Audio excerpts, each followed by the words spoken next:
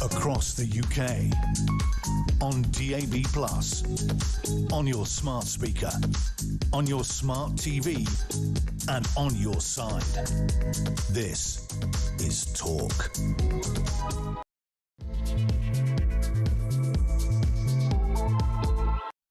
There you are, one of those days today, very big news day. Good evening and welcome to the Political Asylum right here on Talk all the way to 10 o'clock. Stand by for 3 compelling hours of breaking news, challenging views and topical debate. Get on the show, get on the phone and call me on 0344 499 1000, or you can WhatsApp voice note me on the same number, and I promise to play your message out.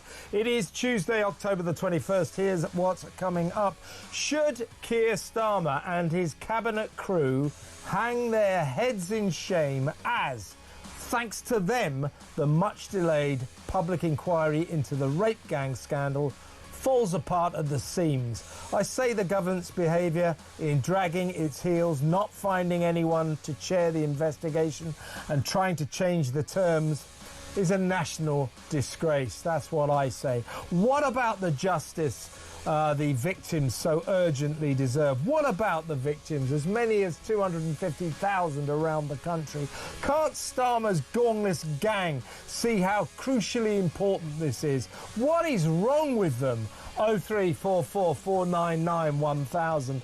Later in the programme, I'll speak to a friend of this show, a lovely young mum who has turned her life around since becoming a victim of the so-called grooming gangs, which were comprised of mainly Muslim men of Pakistani heritage who preyed on vulnerable young white girls, many of whom were underage, plied them with drink and drugs and tortured and raped them. I use the past tense, but the sickening truth is that this horror is still happening all over the country, including in London, where Mayor Sadiq Khan insists it isn't.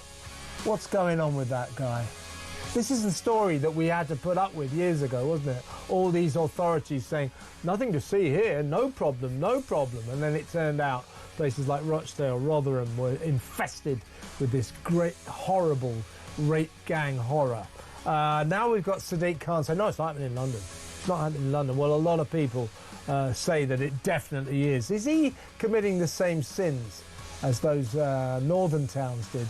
Those authorities up there, the coppers, the social workers, the teachers, the local politicians. Is Sadiq Khan doing it all over again? 0344 499 1000.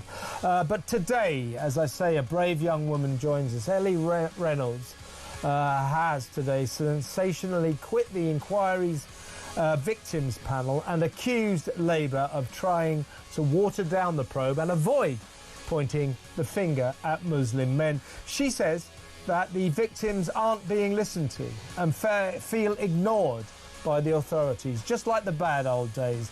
Ellie will tell her story in an hour, straight after the 8 o'clock news. In other news, an extraordinary tale of bathtub baptisms emerges as it is confirmed that migrants are converting to Christianity in asylum seeker hotels to aid and abet their applications to stay in the country. Christians, you see, easy to stay, you know. Convert to Christianity, you'll get an easier chance of staying. I mean, what next in this ongoing saga of national madness? I give you bathtub baptisms in asylum seeker hotels. 0344 499 1000. Meanwhile, Never Hear Keir is, of course, joining Crazy Ed Miliband and Britain's obscenely huge 100-strong delegation on their planet-destroying jaunt to Brazil for that annual carnival of nauseating private jet hypocrisy, COP30, as in not much COP30. Doesn't this festival of virtue signalling make you want to puke? 0344 499 1000, all flying in by private jets, first class. You know, air miles, clogging up carbon footprints like there's no tomorrow, polluting the planet left, right and centre, to descend on Brazil to discuss saving the planet from pollution. It's pathetic. It's hypocrisy of the highest order. 0344 499 1000. Also tonight, author Andrew Lowney on the latest chapter in the downfall of preposterous Prince Andrew. Why hasn't this rotten royal paid rent on his massive mansion near Windsor Castle for more than 2 decades? 0344 499 1000. Why do we still have to call him Prince? Do you have other names you'd like to call this excuse for a man? 0344 499 1000. I've got a few, but remember, it's a family show. Plus, if the Metropolitan Police are no longer going to record non-crime hate incidents, why are they going to carry on recording them? Father Ted creator Graham Linehan is suing this feeble force for arresting him at Heathrow Airport for posting alleged nasty tweets. Let's hope he takes the moronic mech to the cleaners. They deserve it. 0344 499 1000. And finally, woeful Chief Medical Officer Chris Whitty and former useless Prime Minister Boris Johnson make excuses for their profound mistakes in the COVID crisis over at that ridiculous 300 grand a day COVID inquiry. As they make these excuses, why did we let these panicking people do their worst? Did these panicking people wreck the country? Possibly forever. They go, Boris Johnson, well, you know, it's very difficult, you know, we had very, under intense pressure. No, you're supposed to be the Prime Minister. And Whitty, you're supposed to be the Chief Medical Officer. Now, you stand there at the witness box in the COVID inquiry and say, oh, yeah, well, we did make a load of mistakes. Oh, you don't say. And next time, don't lock us down, eh? Because we're not going to do it. Lockdowns, they didn't work, did they? 0344 499 1000. And that 300 grand a day COVID inquiry, that's how much it's costing, has refused to look into whether or not lockdowns were necessary. They are just investigating whether or not we should have locked down earlier, or harder, or stronger, or for longer. No, no, no, you morons. The question is this: should you have locked down at all? And the answer is this: no. It's just obvious, isn't it? 0344 499 1000. All that and so much more. So don't go anywhere. Stick with me right here, right now on Talk, the home of free speech and common sense. Let's spend Tuesday night together. And if being Tuesday, we've got our newbie here. He's not that new now. It's about 3 weeks. But he's our every Tuesday guy. Had the pleasure to have a couple of drinks with him on Sunday night. He is barrister and commentator Stephen Barrett. Hello, Stephen. Hello. It's always an honour to be here, Gav. I'm going to go off piece for a second. How did it go after you left us in the pub and you went off to do your address to the Battle of Ideas? Well, I mean, you've just thrown me under the bus there, but I mean, I think I did all right. I don't think anybody noticed that I may. I don't think you should have had 6 pints before you went. I did say. Well, I was trying to emulate William Hague. I mean, that's always been my aim. So, you know, I like to think I gave a coherent argument. It was a nice session. I actually thought nobody would be there because I thought everybody would go home early, and so I was very pleased that the room was full. Excellent, excellent. Well, by the way, that's a joke, folks. He didn't have 3 pints, 6 pints, or 3, come to think of it. Just a quick pint. That's the truth. I was just joking, OK? You have to be careful here, Stephen, you know what I mean? Right, well, let's talk, first of all, in about an hour or so, or 50 minutes or so now, we're going to talk to Ellie Reynolds, a very brave young woman. She was a victim of the rape gang scandal up in Barrow-in-Furness, and she's one of the 3 girls from the victims panel who have sensationally resigned today, saying it's the same old story. No one's listening to them. They're being silenced.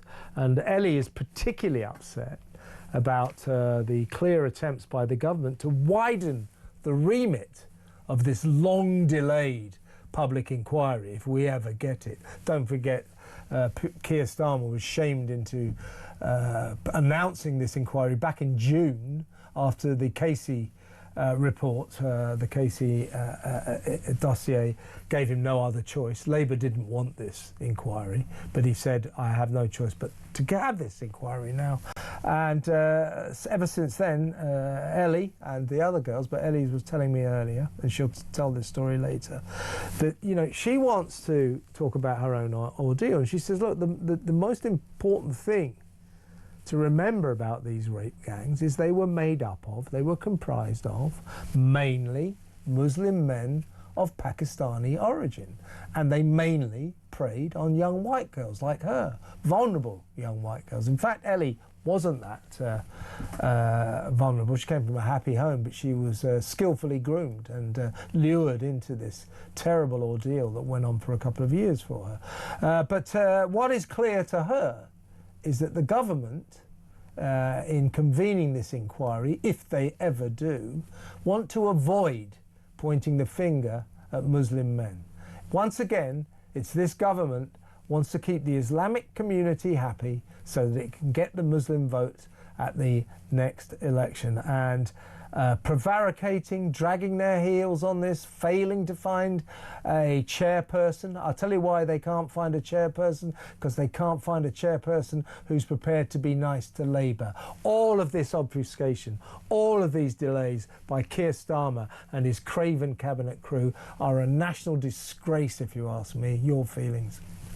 Yes, well, it is. And let's just remember that thousands, possibly tens of thousands of mostly girls, but also possibly boys, were raped. They think, Stephen, sorry to interrupt, they think that the full tally of potential victims could be as many as 250,000. It's extraordinary. And by the way, she says it's still got this rape gang activity is still going on. And we have a situation in London where the mayor, Sadiq Khan, just won't have it. He just says, no, it's not happening in London. There's a lot of evidence that it is, and the victims, like Ellie, say, that's Sadiq Khan. He's doing exactly what the authorities did in Rotherham and Rochdale years ago when they pretended it wasn't happening.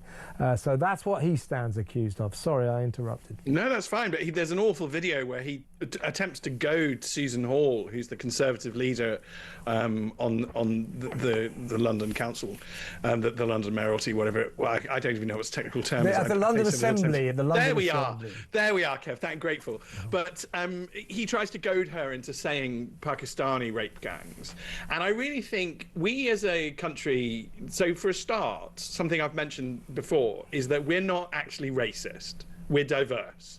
And the only people who think we are racist are this tiny group of effectively Fabians, like the Prime Minister, like the Mayor of London, who seem to think that we all live in solely white communities that somehow represent some sort of weird version of the 1950s, like some sort of sci-fi alternative of the past, where we don't integrate, which is absolute nonsense.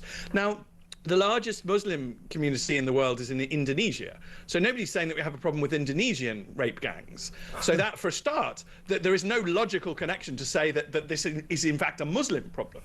And we're just going to have to recognize that there are cultures which are incompatible with us. I have Pakistani male friends. I have Pakistani female friends. Absolutely none of them is a danger to kids. So what we need to do is drill down into what's actually going on, expose it and fix it, because these children matter. And what we have is a bunch of completely illogical, frankly, Kev, I'm just going to call them stupid people in charge who think that they know how to run community relations. They don't. Look at all the riots last year. As far as I'm concerned, Keir Starmer started the Southport one, just from his absolute emotional neglect, his pure bollardism, his inability to be a human being and recognise that people might have emotions. You know, they are not good community managers. They don't know best for us. They can't micromanage us. The College of Policing doesn't know what it's doing.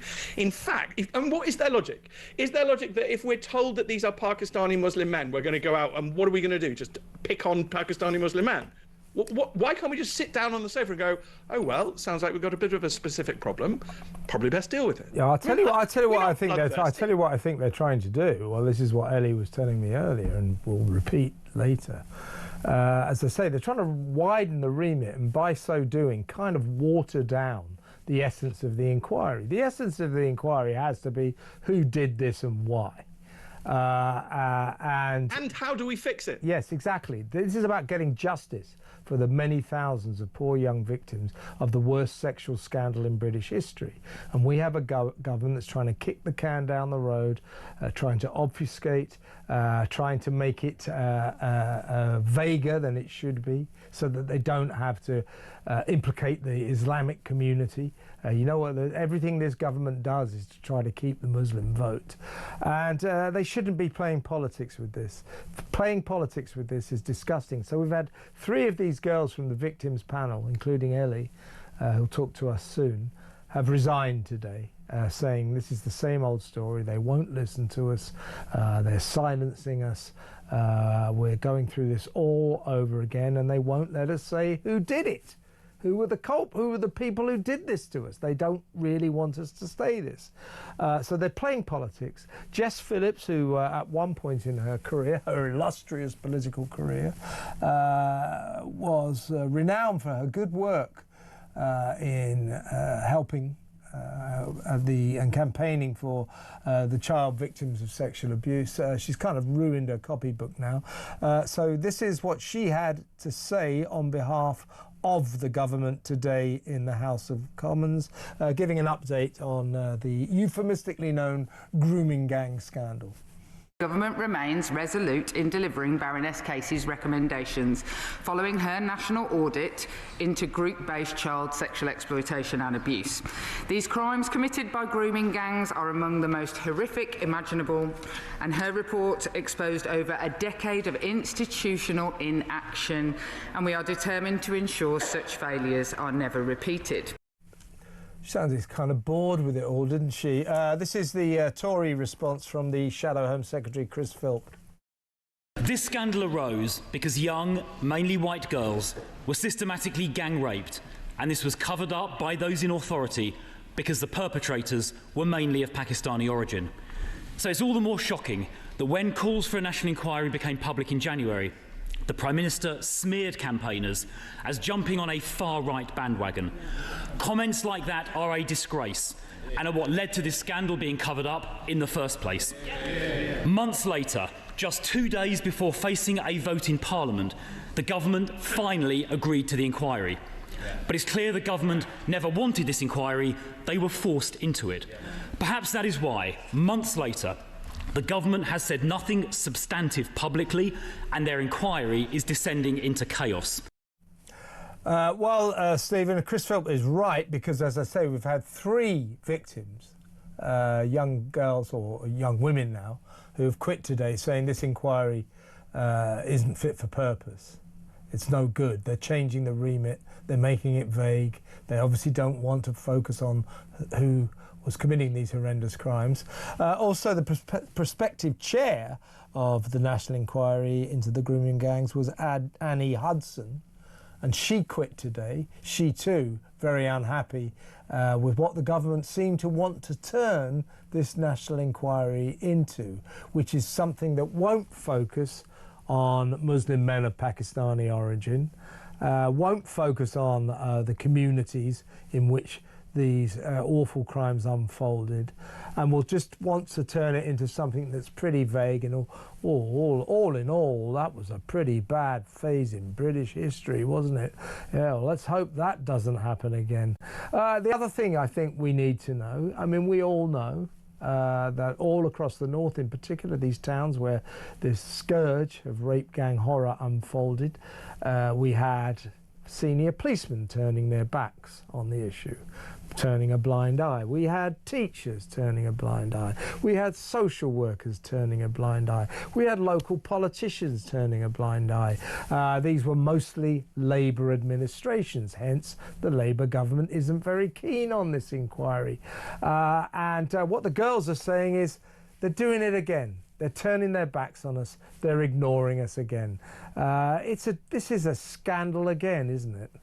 Yes, and don't let them hide behind the whole "you're racist" if you notice that this is largely a Pakistani male problem, because the people we're going after now, the criminal justice system, thanks to Suella Braverman, is going after those men as we speak, and rightfully doing so. The inquiry will go after all the people who aren't Pakistani, who turned a blind eye to this. Yeah. And those people are the people that Labour is trying to protect. All those Labour social workers, all the Labour policemen. One of the proposed chairs supported Yvette Cooper in her leadership bid.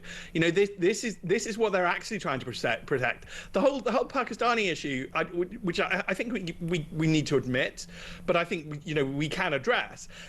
the bigger problem is the authorities who ignored this. I mean, one of the girls who was married at 15 to one of her abusers, and the social worker went to the wedding. Right, I want that social Oh, worker I didn't know about that. I mean, yeah, I want that social worker sacked. That's okay? the Is point. that too hard to get? Well, I think that social worker and the coppers who turned a blind eye, particularly the coppers, they should face the long arm of the law. They should be arrested. Yes. They should be prosecuted.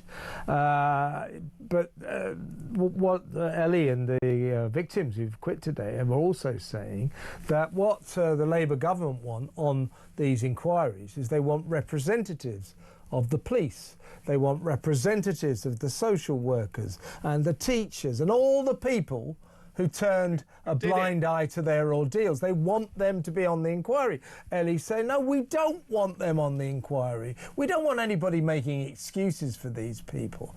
So there is already, and it hasn't even started, they haven't even got a chair, there is the prospect, I think, I think this government want to turn this inquiry into a whitewash. Yeah, it's a cover-up. It's just obvious now.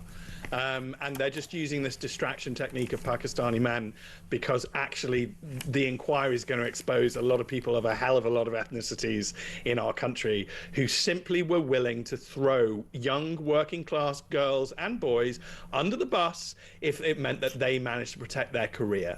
And it's cowardice, it's moral cowardice, and our children have been sacrificed on this altar, and it's not right. And if it were a bunch of Pakistani children that this had happened to, I'd still say that's not right. You know, we as a country, we are a diverse country. We look after everybody. As far as I'm concerned, the most precious thing are our children, all of our children, and we betrayed a group of our children, and that is sick, it is wrong. And this inquiry, if Labour... Well, there shouldn't be a Labour Party if they do this. I can't imagine their forebears would ever have done this. If you went back to 1920 and found some of the founding members of the Labour Party, are you telling me that they would abandon white working class children? Because I don't believe you. And I'm sorry that Jess Phillips finds the entire issue so dull and boring. She obviously made it clear that she found it very tedious today in the Parliament. I mean, she talk about wrecking her career. She used to have a good name for looking after or caring for the welfare of the victims of sex abuse. That good name is now a bad name. Make no mistake, she's just a government stooge, a government that is playing politics with the fate of as many as 250,000 victims of these vile rape gangs. You shouldn't be playing politics with this, and the fact you are, Starmer, and your cabinet crew, shame on you, shame on you.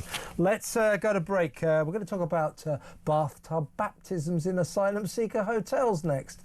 Couldn't make this stuff up, could you? That next, stay tuned.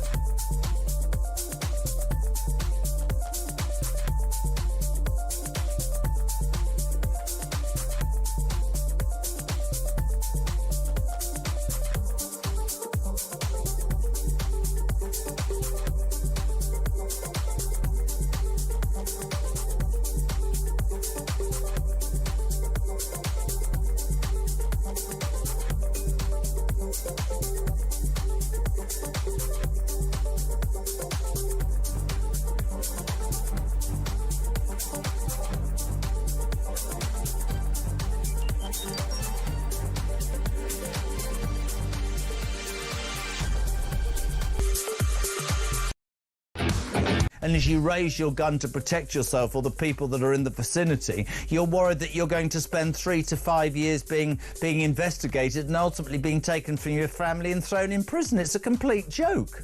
Yeah, that cannot be in your mind when you're thinking about how to protect your safety as the police officer, the safety of your colleagues, and the safety of the public. You cannot have that second thought, because that is going to delay and cloud your judgment. So I think it's quite an important intervention.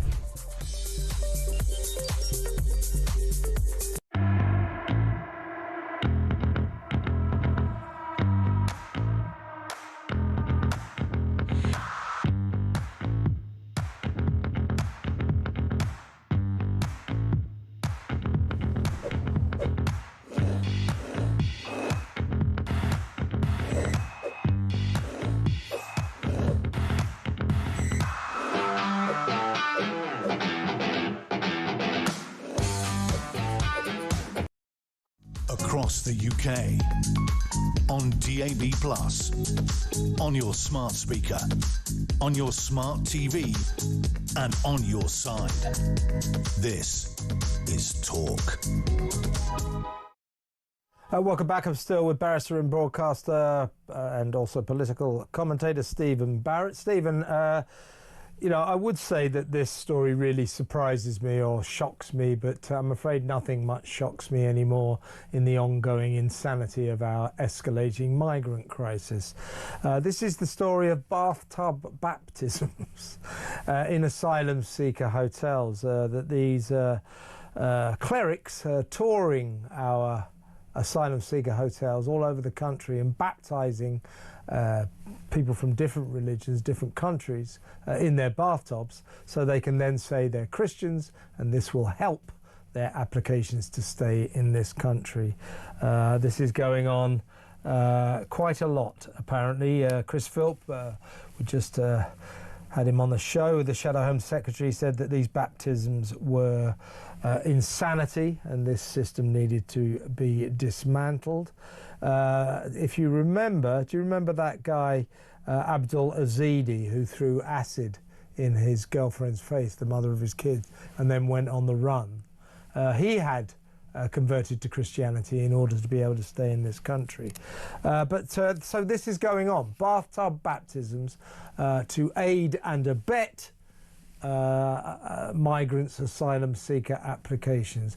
I would say you couldn't make it up, but it's true. It's unbelievable, isn't it? It's unbelievable, but it's been unbelievable for a very long time. Even Tony Blair conceded in 2003 that the problem with the immigration system is that they can come here, claim anything, and we effectively can't disprove it. So then he dressed it up, and successive governments dressed it up in sort of faux law, fake law, where, you know, we have some sort of nebulous concept of a hearing, and the judge is supposed to decide everything. You know, no shocker, the judge just decides that everybody should get asylum. Well, slow hand clap that. All of this we gleefully ignored whilst we were making money and the country was fine. We're no longer making money, the country's not fine. Cope with. And this is why I often think this government and the Fabians, they're almost at war with maths. Okay, it's just maths. Like, maths is an objective truth of the universe. You can't be at war with maths. 2 + 2 = 4. That's it. If you say it equals 5, fine, but your society will collapse. I mean, you can pretend to be at war with maths, but ultimately you will lose. And ultimately, we simply cannot have all these people here. We do not have an asylum system that is in any way able to deal with modern life. Yeah. Most of it was drafted in the 50s, so why would it?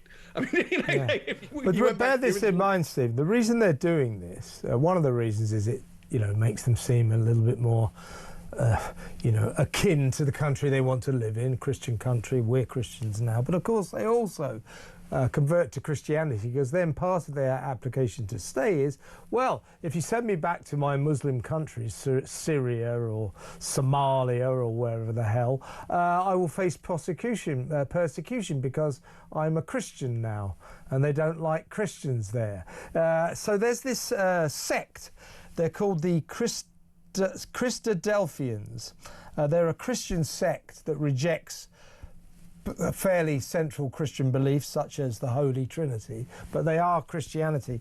Anyway, there's a section of the Christadelphians called the Care Links Ministry, and it's their ministers that are going around the country doing bathtub baptisms, and they say, well, we'll baptise anyone who wants to convert to Christianity.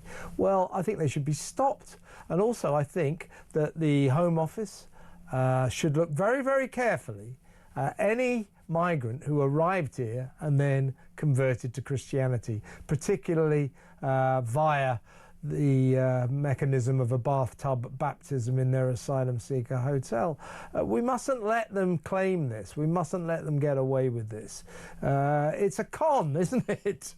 It's a con. It's also particularly abusive. It strikes me as obvious that they'd pick Christianity because Christianity has become identity politics, lowest tier, and therefore acceptable to discriminate against. I mean, just to put all my cards on the table, my family will be attending our local church on Sunday morning, but I'm Anglican, so we don't normally talk about our faith. That's not what we do.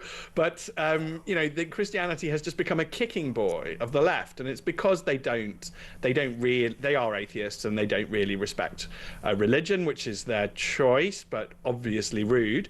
This is obviously mocking, and it's particularly pervasive. It needs to stop. But we need an entirely different immigration system. The whole system can't work now. I mean, I'm also publicly bisexual, and young men who come here and claim to be gay just so they can't be deported and yet end up with a number of wives. I mean, they're not all bi. It's just nonsense. We've built a system capable of abuse. We ignored it while the abuse was really low key. So it was a few thousand a year. Now it's so big we can't ignore maths. Yeah. So there's a guy called Duncan Heister. He's one of these ministers from, what are they called again?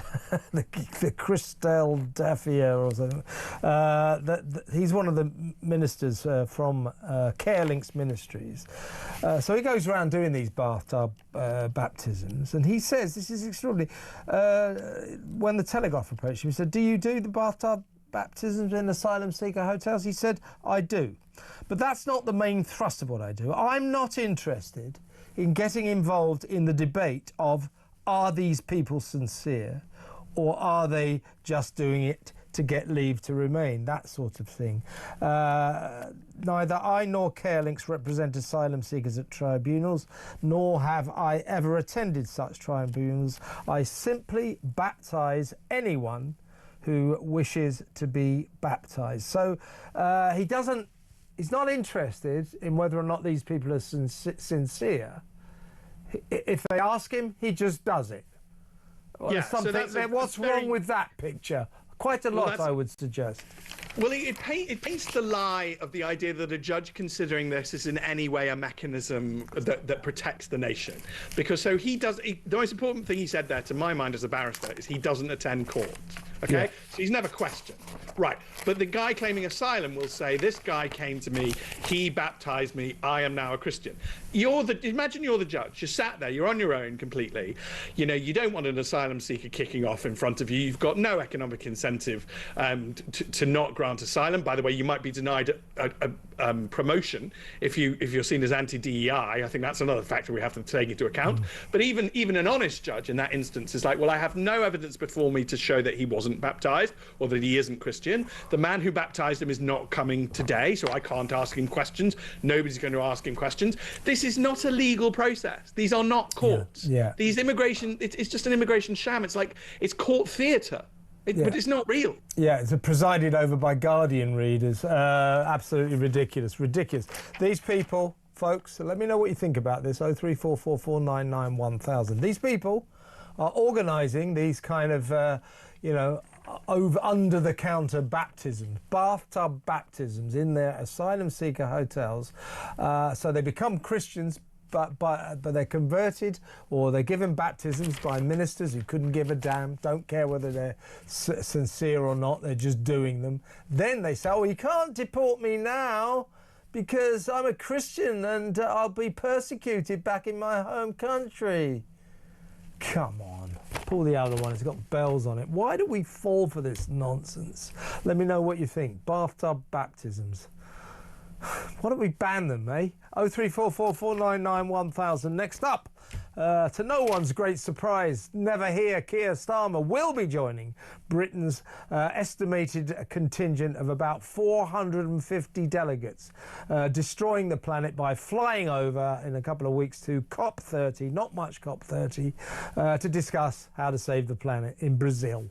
In the Brazilian rainforest, where they've knocked down thousands of acres of rainforest trees to build a 4-lane highway so the delegates to COP30 can get from Belém Airport, that's in the north of Brazil, near on the banks of the Amazon, from Belém Airport to the conference centre. You couldn't make this stuff up again, could you? That festival, that carnival of disgusting, grotesque hypocrisy, all flying in their private jets and first class. As I say, for the last one, 470 British delegates went to Baku in Azerbaijan. 470. This year we estimate that Crazy Ed Miliband, the net zero nutter, will be taking about at least the same number, including the Prime Minister. You know, again, to hell with them, to hell with them. Do you think we're falling for this? We'll talk about that when we come back. 03444991000. That next. Stick around.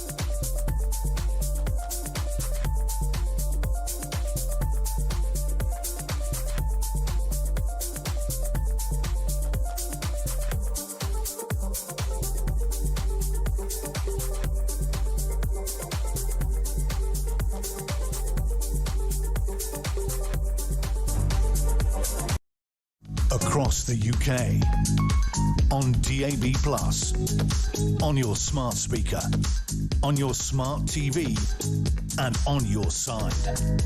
This is Talk.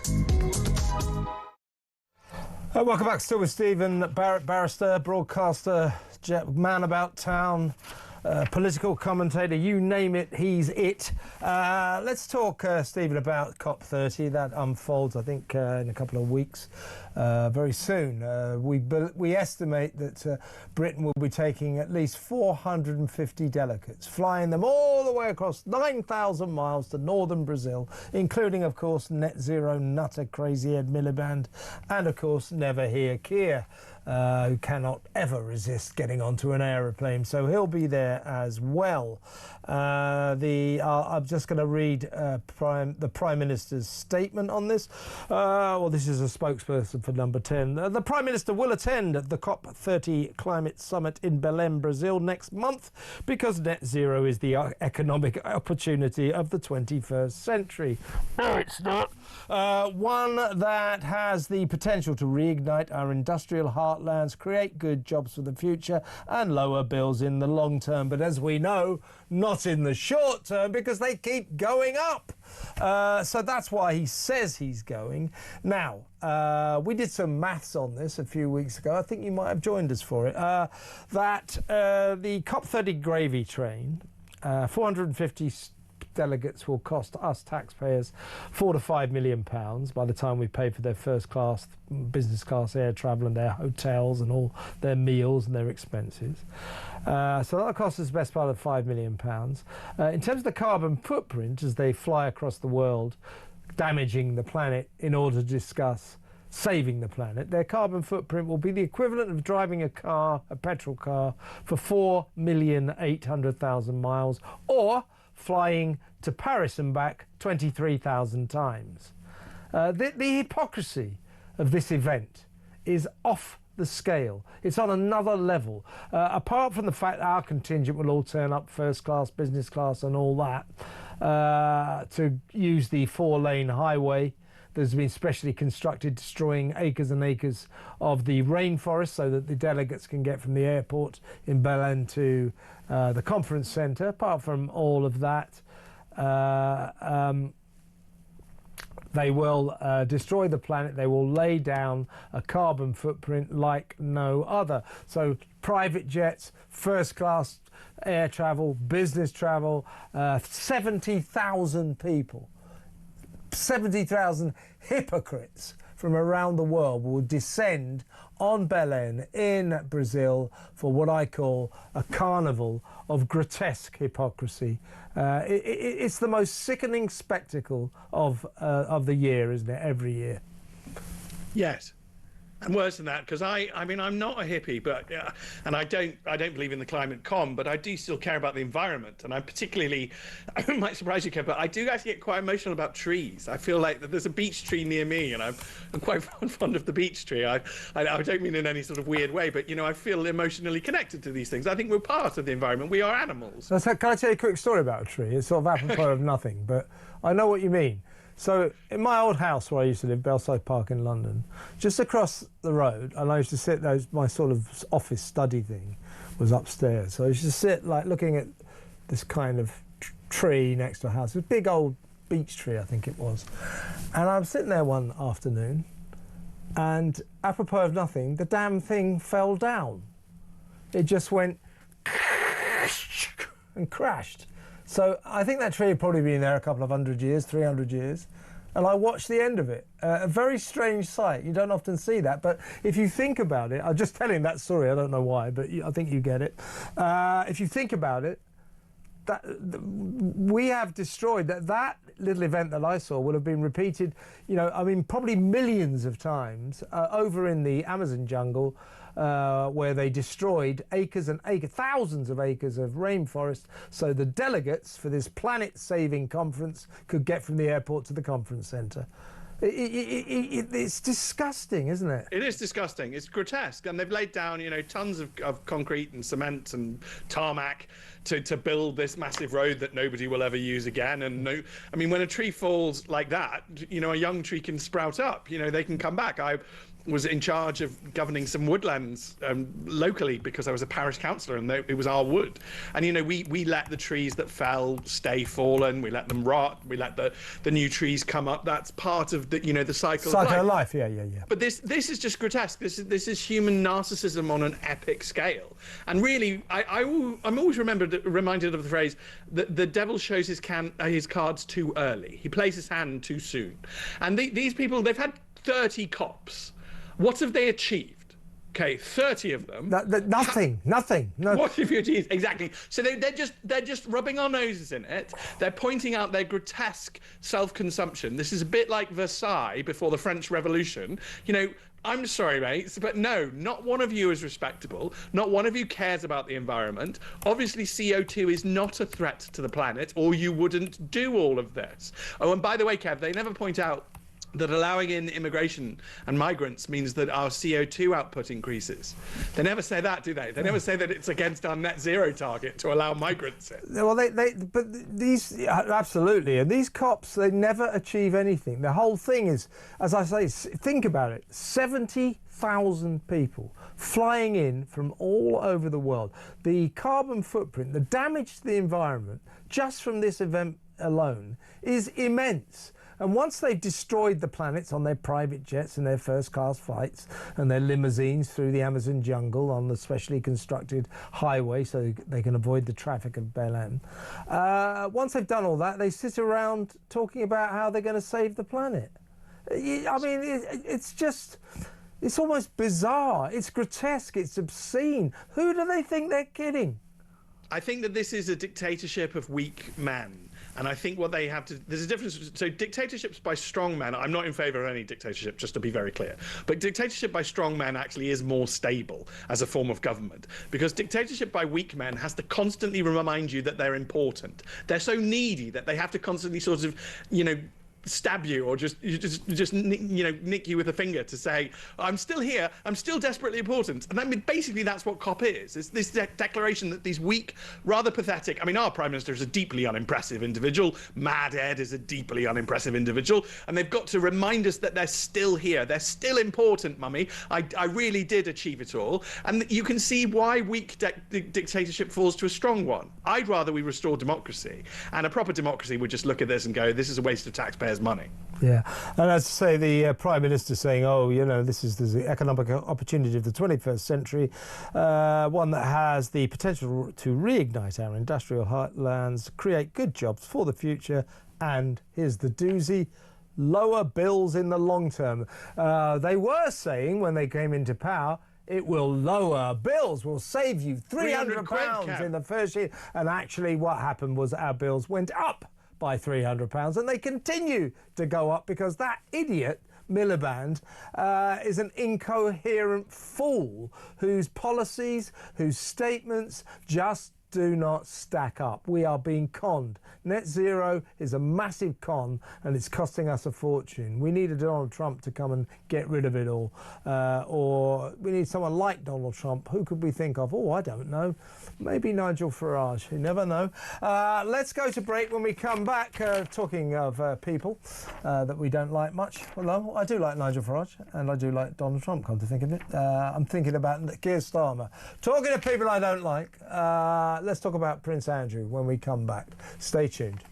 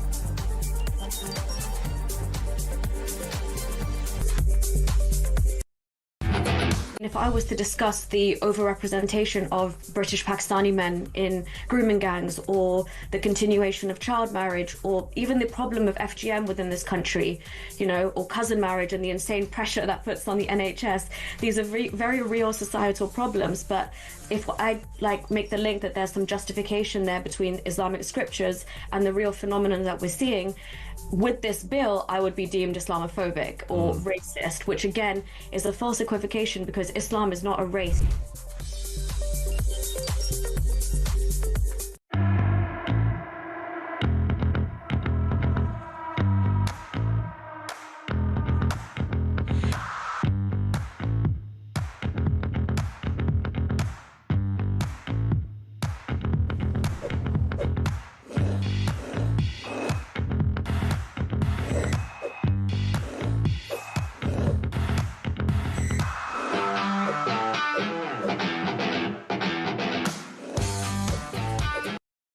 Across the UK, on DAB+, on your smart speaker, on your smart TV, and on your side.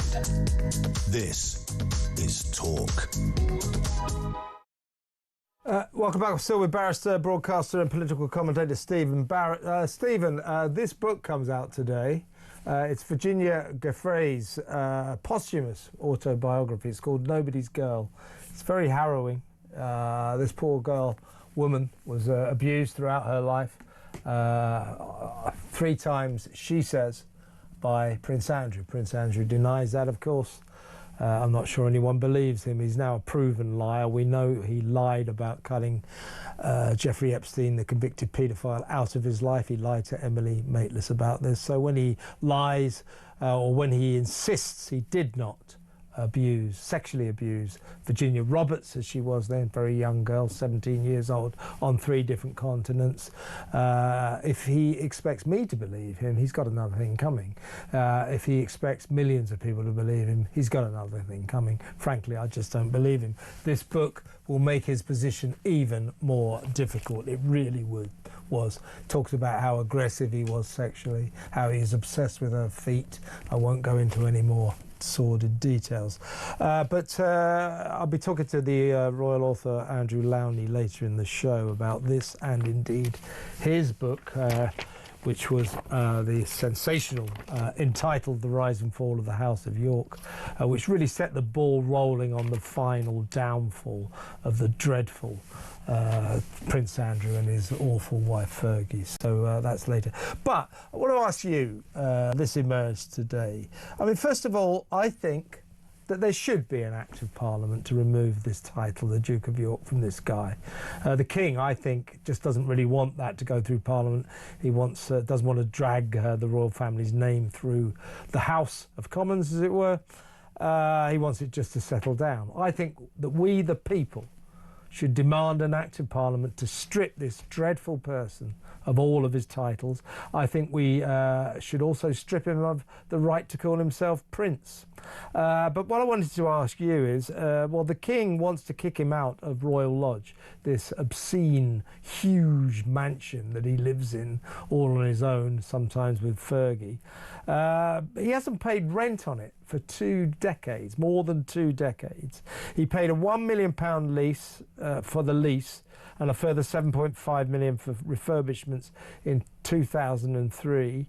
Since then, he's only been required to pay 1 peppercorn amount a year, and I quote, if demanded. So it looks like he's living there completely free. Apparently his lease is watertight. But since the King persuaded him to give up his titles, he should persuade him to move out of this massive mansion, shouldn't he? Well, so I've seen that some lawyers are commenting on the lease in the press, and the first thing I just wanted to point out, Kev, is whatever anybody thinks about me, I don't shoot from the hip, and I would need to see the lease before I talked about what was or wasn't in the lease. What I would highlight is that 22 years ago, Tony Blair's government was in charge. So if this is a really bad deal, and it works out, by the way, I've done some back of the packet maths. And just so your listeners and viewers are aware, I always like to point out that lawyers are the bright children who can't do maths. So do assume my maths is right. Journalists are like that too.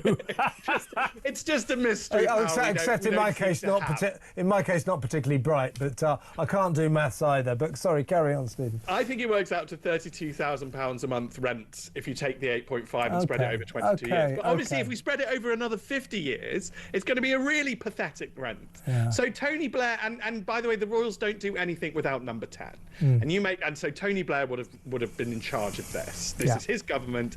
There is absolutely no way that there won't be a memo released somewhere under the Official Secrets Act whenever the day comes saying I approve TB. Okay. Listen, I'm with you. I'm with you on the rent. Do you agree with me that I think the people of this country, and apparently it's like 80% of people want this to happen. The King, I think, I bow to no man in my admiration for our monarch and all that, although I think he's a weak man and I can't stand his net zero claptrap. But I think he just wants to sort of sweep this under the carpet. Look, he's given up. He's said he won't use the titles. Let's leave it at that. I think the people should say to the King, no, we are in charge here. And we are going to officially take these titles away from this excuse of a man. We are going to put an Act of Parliament through the House of Commons and strip him of his titles. I think that's what the people want. I think that's what we should do. Well, despite looking like a cavalier, Kev, I am a very muscular Democrat and a roundhead. Yeah. So I'm very happy with that. Real power does lie with Parliament.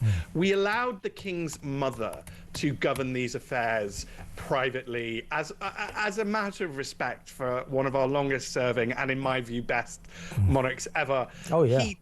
The current king will want to be allowed to deal with this himself. He'll call this, if he talks to Keir, who we know is weak, he'll say, this is a family matter. I should be able to run my family. But do you know what? That family is a public institution. It's not a family. Yeah. It's part of our constitution. And you're quite right that the ultimate regulator of it is Parliament. It is Parliament which gets rid of kings or queens if and when necessary. Yeah, but by extension, Parliament, by extension, this is power to the people. We'll decide what we do with Andrew, Your Majesty, not you. It's as simple as that. Stephen, fantastic to talk to you, as always. You'll be back next week. Stephen Barrett there, barrister and broadcaster. When we come back, as I said earlier, we'll be talking to one of the victims of the rape scandal, Ellie Reynolds, who sensationally resigned from the public inquiry today. So stand by for that next.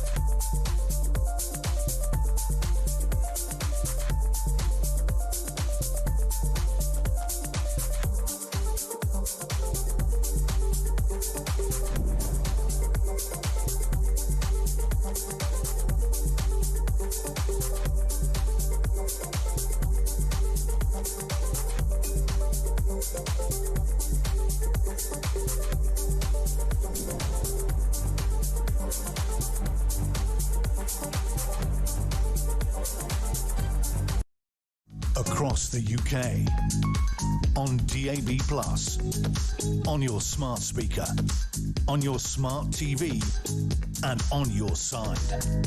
This is Talk.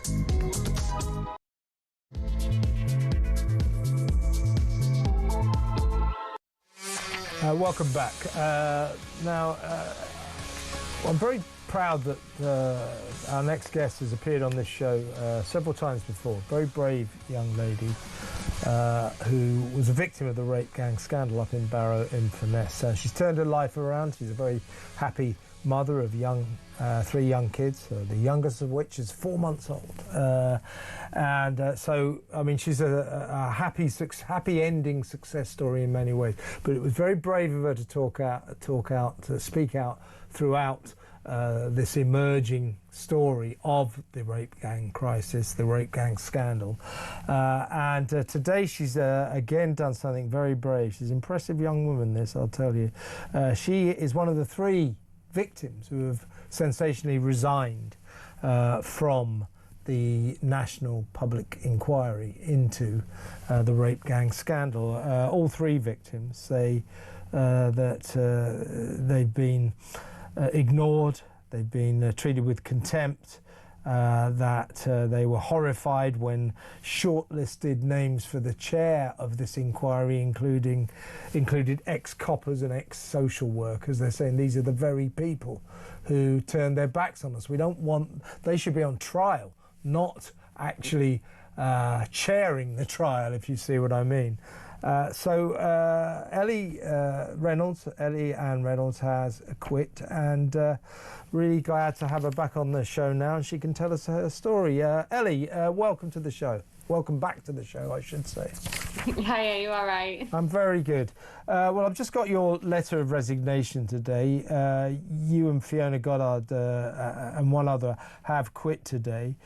I mean, what it strikes me is, back in the day, when you went through your ordeal, then you emerged and you tried to tell the police and they tried to arrest you, and your story, like so many of these victims, was that the authorities didn't believe you, they ignored you, and even if they did believe you, they turned a blind eye and turned their backs on you. And you emerged from these dark days. You were asked to take part in the public inquiry as part of what they call the Victim Survivor Liaison Panel. And along the way, you have found the same kind of attitudes towards you, that you've been ignored, you've been treated with contempt, they don't want to know what you have to say, and they're trying to impose on you people to run this inquiry, like coppers, social workers, again, the very people who turned a blind eye to what you had to go through. Tell us now why it is that you've taken this dramatic step today. Like I said, I think it's been for a variety of reasons. I think the 2 that, really stood out the most though was when the chairs were proposed to us. I think everybody kind of took a step back.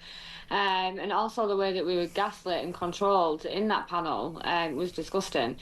The way that we were patronised as well, more so, with when you look back on the emails now, you can really, really see it, and you think, how did I get sucked in so easily to believe that these were, prioritising the survivors, because they weren't.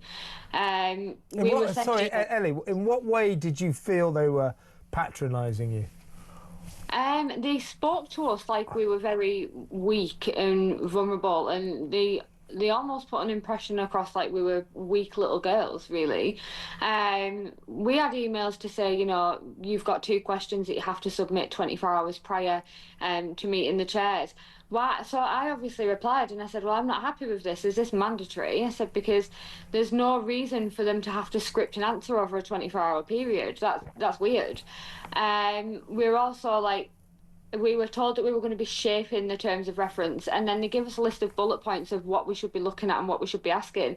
That's not coming from the survivors, that's coming from the panellists, that's coming from the Home Office and NWG Network. Now, the other element of what has, I think, upset you is this. That you and the other victims, Fiona, you want to... This inquiry is about getting justice for you and the We think as many as 250,000 other vulnerable victims of this saga, this awful saga. But it's also about pointing a finger at the culprits, the people who did it. Who did this? Who was responsible for these awful acts, grooming young girls, plying them with drink and drugs, treating them like sex slaves, torturing them, treating them like animals? Who was responsible for this? Now, we know, and you know, that not all, but the majority of people responsible for this were Muslim men of Pakistani origin. As I understand it, you wanted to sort of laser focus on that, and you got the feeling that this inquiry, as it was unfolding, didn't want to do that. They wanted to widen the remit so that the finger wasn't pointed at Muslim men of Pakistani origin. Would that be a fair summary of what was concerning you? Yeah, absolutely. In mine and a few others' opinions, there was already the ICSA that widened the panel, and we really wanted to be able to crack down on rape gangs here that are predominantly Muslim males. We felt almost like we had to tiptoe around that subject, so we became quite fearful, really, of describing what ethnicity our abusers were, and it should never get to that.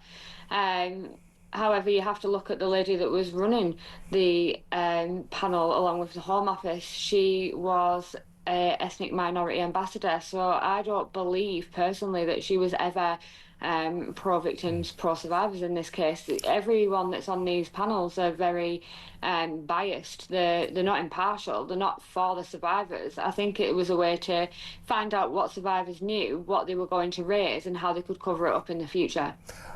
Well said, Ellie. And if you don't mind, I'm going to read 3 paragraphs, your final 3 paragraphs of your resignation letter, because they're very powerful. You wrote to the inquiry, just such as it is at this stage. The final turning point for me was the push to change the remit, to widen it in ways that downplay the racial and religious motivations behind our abuse. For many of us, these were not incidental factors. They were central to why we were targeted and why institutions failed to act. To erase that truth is to rewrite history. I cannot take part in a process that manipulates survivors, censors our voices, and tries to dilute the reality of what happened. Leaving comes at a cost. I wanted to help. I wanted this to work. But by staying silent, I will become complicit in a lie. I resign with sadness, but also with certainty. The truth deserves more than managed disclosure and quiet obedience. I will not be manipulated, nor will I be used. That is brilliant, Ellie. I mean, I couldn't. I was about to say I couldn't put it better myself. Well, of course I couldn't. But that goes to the heart of why you're so upset. That they wanted you not to say, look, these are the guys who did it. These are the kind of guys who did it. That we were preyed upon by mostly Muslim men, and it had a lot to do with the fact that we were white Christian girls, perhaps vulnerable. I don't think you were especially vulnerable, but you got lured into this. But a lot of girls were very vulnerable. So there was this religious and ethnic aspect to it that you say you became very convinced the inquiry was trying to snuff out. Yeah, I mean, nobody really considers, or they forget that these Muslim men that are abusing us, they're racist towards us. The amount of racial slurs that we've had to put up with for years and years of our abuse, you really start questioning, why are we fearful of being named as racist when all we're doing is describing an ethnicity? Yet these abusers can racially degrade you for the colour of your skin, and it gets ignored. Nobody wants to know about that, and I always question why being anti-white is also racist.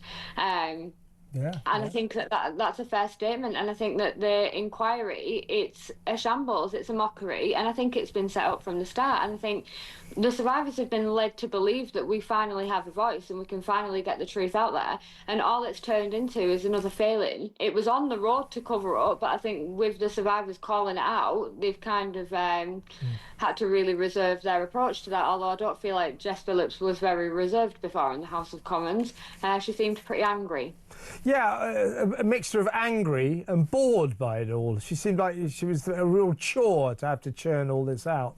And Fiona Goddard, your fellow victim, who has also resigned today, she said to Jess Phillips, the safeguarding minister, she said, look, we feel that you're just widening the remit, you're making it too vague, you're not doing what we want. We want to focus on the people who did this to us, and you don't seem to want to do this, And Fiona has furiously responded to Jess Phillips today because she said, well, Jess Phillips has just called me a liar. She called me a liar she said, these claims are false. That's what she said in the House of Commons. So Jess Phillips, it strikes me, tell me what you think, she seems to be working against you girls. I think she threw herself under the bus in the House of Commons today. She looked round at her audience and said, and I quote, name me an institution of the government or authorities or services that hasn't been complicit in the failings. So you have just outed everybody. You know, all you've done there is contradicted yourself. One minute that you're for this, and the next minute you're saying, oh, I'm sorry, we've all messed up. Which one is it? I think Fiona's an absolute powerhouse. I think what she's doing is remarkable. She's outing it, she's exposing it, and Jess doesn't really have a leg to stand on at this point. And that's why I feel like she came across very, I'd say aggressive, but there again, I feel like it's guilt, and not guilt towards us, but guilt that she's been caught out herself. I think she has. I think she's completely wrecked her career. She used to have a good reputation for caring about the welfare for the victims of sexual abuse, particularly children, underage people. And now it seems to me she's turned into a government stooge who's trying to widen this remit because Labour doesn't like the idea that you and Fiona and all the other victims actually do want to focus on the men who did this to you, and it just so happens, as a matter of fact, that the majority of them were Muslim men of Pakistani heritage. The government doesn't like that element, and they're trying to divert you away from it, and today they paid the price. You said Fiona is a powerhouse. So are you, Ellie. So are you. Now, let me ask you this. We did a story last night. We've concentrated on this a little bit over the last couple of months. The Mayor of London, I mean, I know you're up in the north, but you're up on this scene. The Mayor of London, Sadiq Khan, he says that London does not have a rape gang problem. Doesn't happen here, hasn't happened here. We've talked to a former copper, a whistleblower, a guy called John Wedger, who he says they have had a massive rape gang problem here, and it continues apace. So what we have here, our mayor, Sadiq Khan, the Mayor of London, is either he doesn't know that this is going on or he's telling lies. But either way, it seems to me that for someone like you, Ellie, this has unpleasant echoes of the past. This is it, a man in great authority saying, no, this isn't happening. Just like they said in Rochdale, just like they said in Rotherham, just like they said where you live in Barrow. No, this isn't happening. Have you heard that it is going on in London? Because we have. Yeah, I feel like your likes of Sadiq Khan, Jess Phillips, etc. all need to do the right thing and step down at this point. Everybody knows that it's going on in London. I don't understand why he's even tried to lie or cover it up. London is a major city. You find that many of grooming gangs own properties and takeaways and trafficking properties really in London. London's known for it. I don't understand how he's even been able to publicly express his lies and believe his own lies. I think at this point it's more concerning how they're actually sat believing the rubbish that they're spouting. Yeah. So you think that Jess Phillips, in her actions today and her actions leading up to today, as Fiona said, she thinks she should step down. You think she should also step down as safeguarding minister? I think that she should step down and do something useful, like educating herself on grooming gangs and what that actually entails. Because, yet again, I feel like the government and social services and police officers, they've all underestimated the power of the survivors again. And the quicker that they learn that we're united and we're going to stand for what's right, the quicker that, you know, they're not going to look like complete and utter idiots. So you and Fiona and the rest of the victims, you're going to carry on fighting for the inquiry that the government said that they sort of sold you. They said, we're going to have this full inquiry, you know, absolutely everything. We're going to focus on the gangs, and they've increasingly let you down on that. But you and Fiona and the gang, you're going to carry on fighting to get the inquiry that you want. I think from a personal point of view, it would take a miracle to convince me that the inquiry isn't going to be set up. When you know how corrupted the government are, you've got to really consider, are they in our favour? And I think personally the answer is no. I'll still be raising the awareness and I'll still be fighting for our voices to be heard, but regarding faith in panels and inquiries now, I think my 1% of faith was swiped today after Jess Phillips came across like she did. And, you know, she was appalling in the way that she held herself in the House of Commons. It was disgusting to watch. Yeah, I can see where you're coming from. And I should have, I mean, just before you go, Ellie, tell us your story, what happened to you. I know you've told us before, but we should put it in place for the people who perhaps hadn't seen you before. What happened to you? Yeah, I'm a survivor of a rape gang in Barrow-in-Furness. My abuse started in 2013 and ended in 2018. I was subjected to multiple gang rapes. I was held hostage for up to a week at a time. When I spoke out to the police, they did everything that they could to criminalise me instead of going after the people that had abused me. Funnily enough now, though, the police are well on my tail with begging me to take some further ABEs. But I am considering right now whether they actually want my evidence and statements or whether they want to shut me up for a further 5 years because they've done that before. So we're in a little bit of a pickle at the minute with Barrow Police. Well, thank you for that little summary, Ellie. And lastly, I mean, I'm sensing that what you fear about this inquiry, if it ever happens, don't forget, Starmer, after the Casey report back in June, I think it was early June, he said, right, I've been convinced we will have a full inquiry, because before Labour weren't going to give you that. Oh, we'll have a full inquiry. 5 months on, they haven't even found a chairperson to chair the damn thing. And from what you've been saying, from the way they've been trying to change the remit, make it vaguer, maybe even get a copper or a social worker to chair it, who's obviously going to look after coppers and social workers. To sum up, you fear that the inquiry that Keir Starmer and Jess Phillips have in mind will just be a cover-up. Yeah, I mean, Keir Starmer was head of Crown Prosecution Service, and what were the statistics set at when he was head of that? Was it 97% of rape cases were NFA'd? I think between the lot of them, they really they don't have a brain cell between them, basically. And I think that he was forced into accepting that inquiry. He never wanted to do it off his own back, and I think it's concerning enough that somebody of that power has to be forced and convinced to hold an inquiry in his country, so he says. Absolutely. One last question. As I said at the outset, you've turned your life around, you've emerged from this, you're happy with your partner, 3 kids and all that. I mean, how hard was that to actually step out of the darkness of your ordeal at the hands of these awful rape gangs? I mean, you went through one hell of an ordeal. How hard was it to rebuild your life so successfully?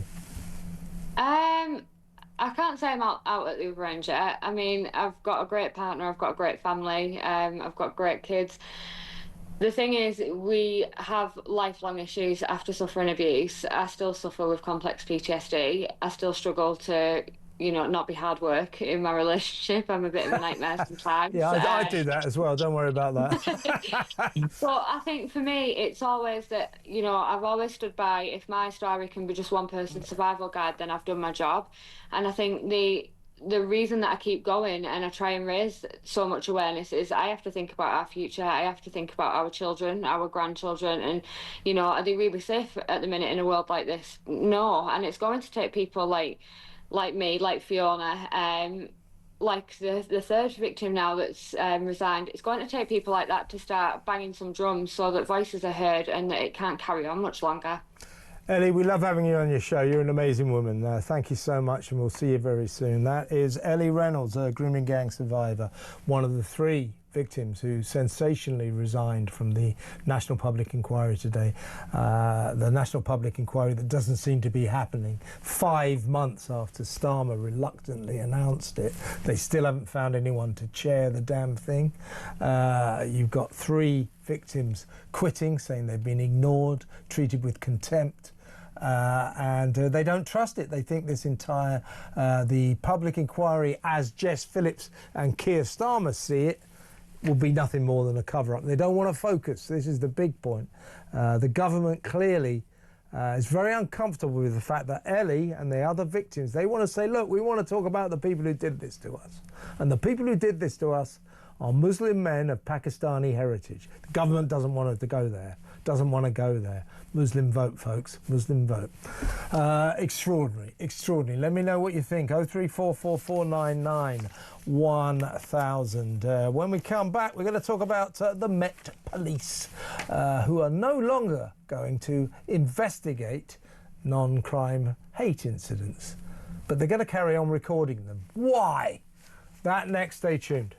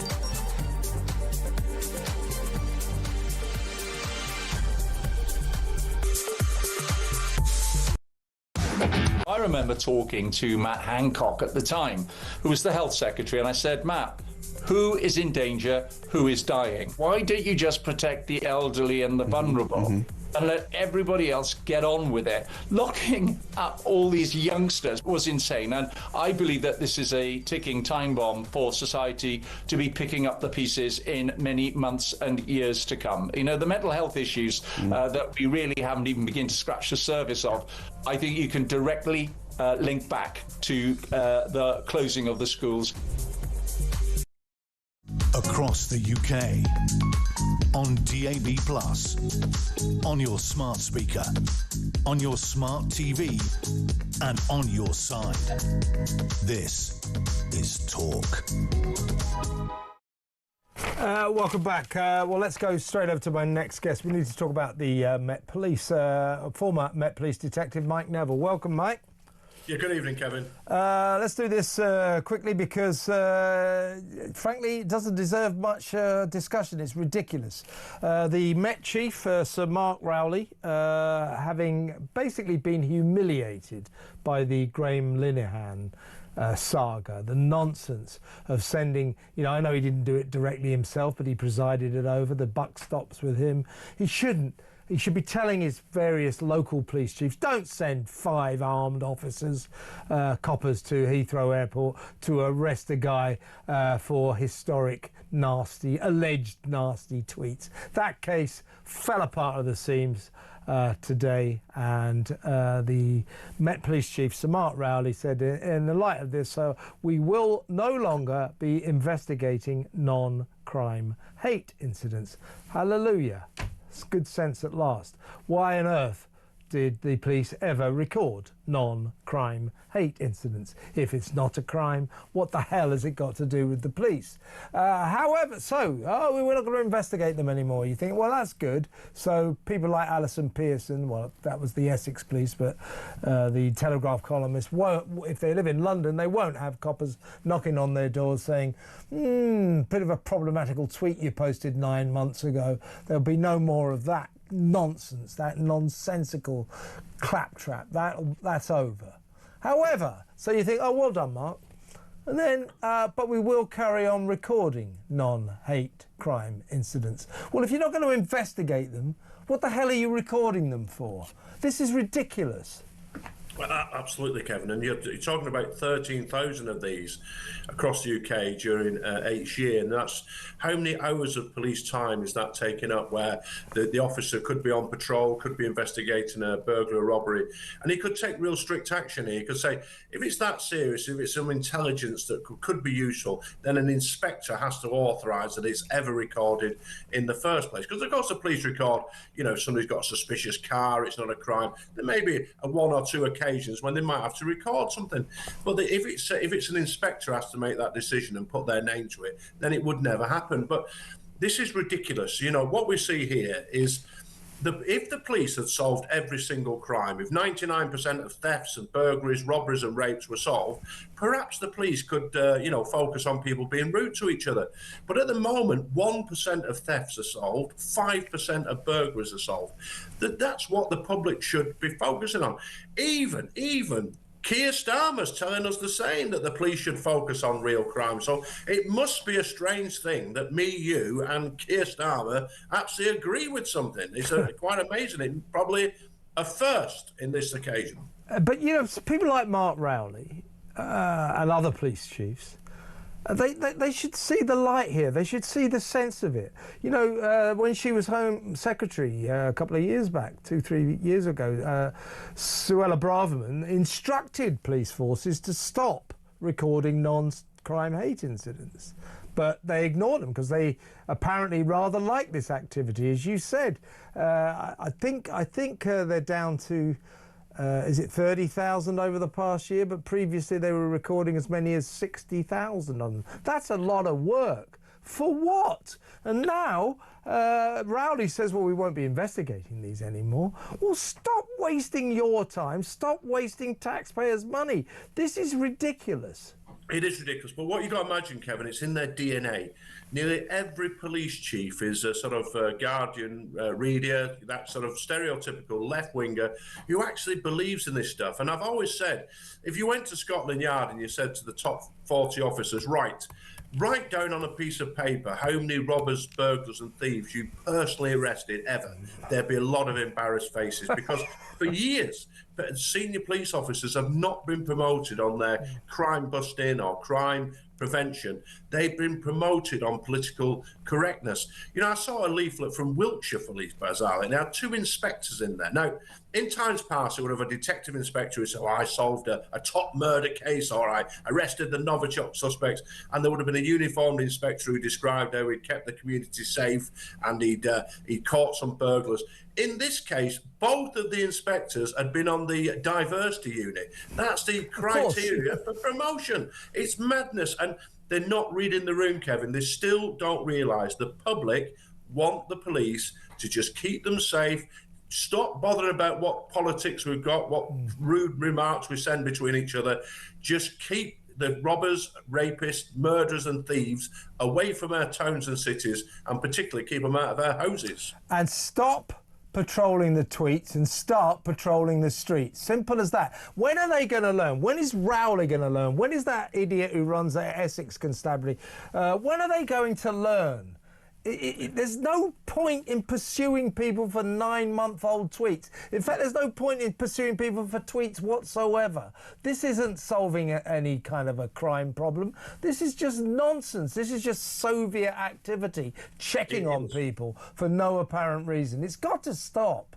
But the trouble is, all it does as well is exacerbates the people's belief that there is two-tier policing, because it's often used as a tactic by left-wing activists to target somebody. It might be Graham Lenehan, it might be me, it might be you, it might be somebody else. So they actually use these things to get people dragged into police stations, embarrass them and silence them. And what it does, it says to the public, is that the police are not on your side. And that is absolutely tragic, Kevin. The British police have been seen for decades as the best in the world, and they've lost that image, and it's tragic. I always say this, I was proud to be a Scotland Yard detective.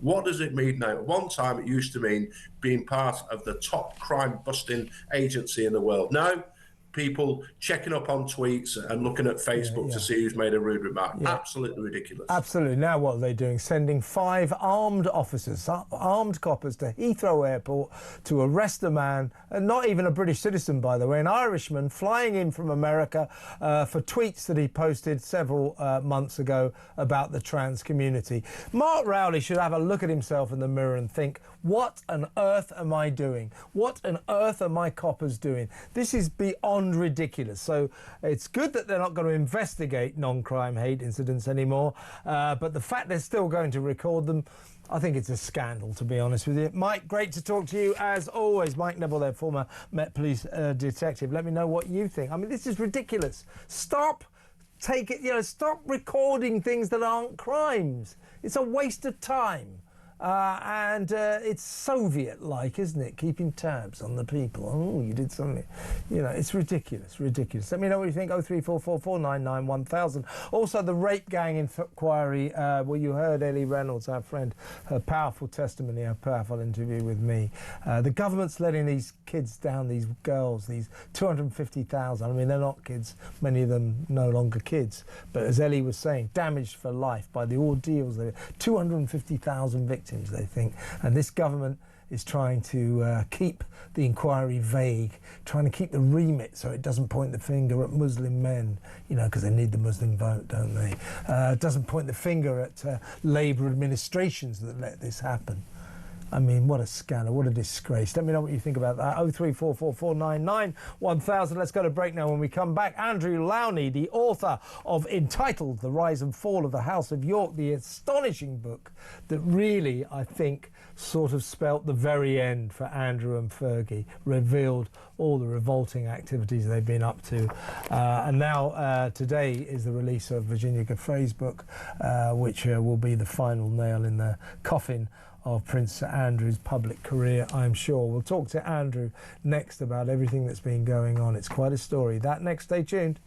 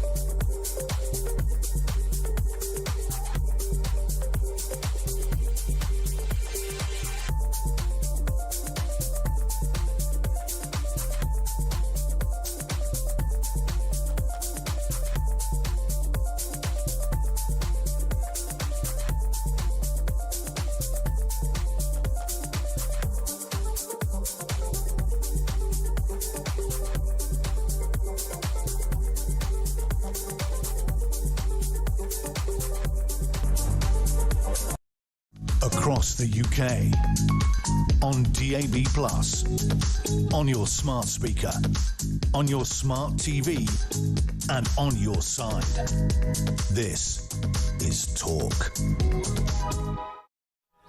Welcome back. Well, my next guest, I'll introduce him and then we'll show you his book cover. He is Andrew Lowney, author of the sensational royal book about Andrew and Fergie, entitled The Rise and Fall of the House of York. Welcome, Andrew.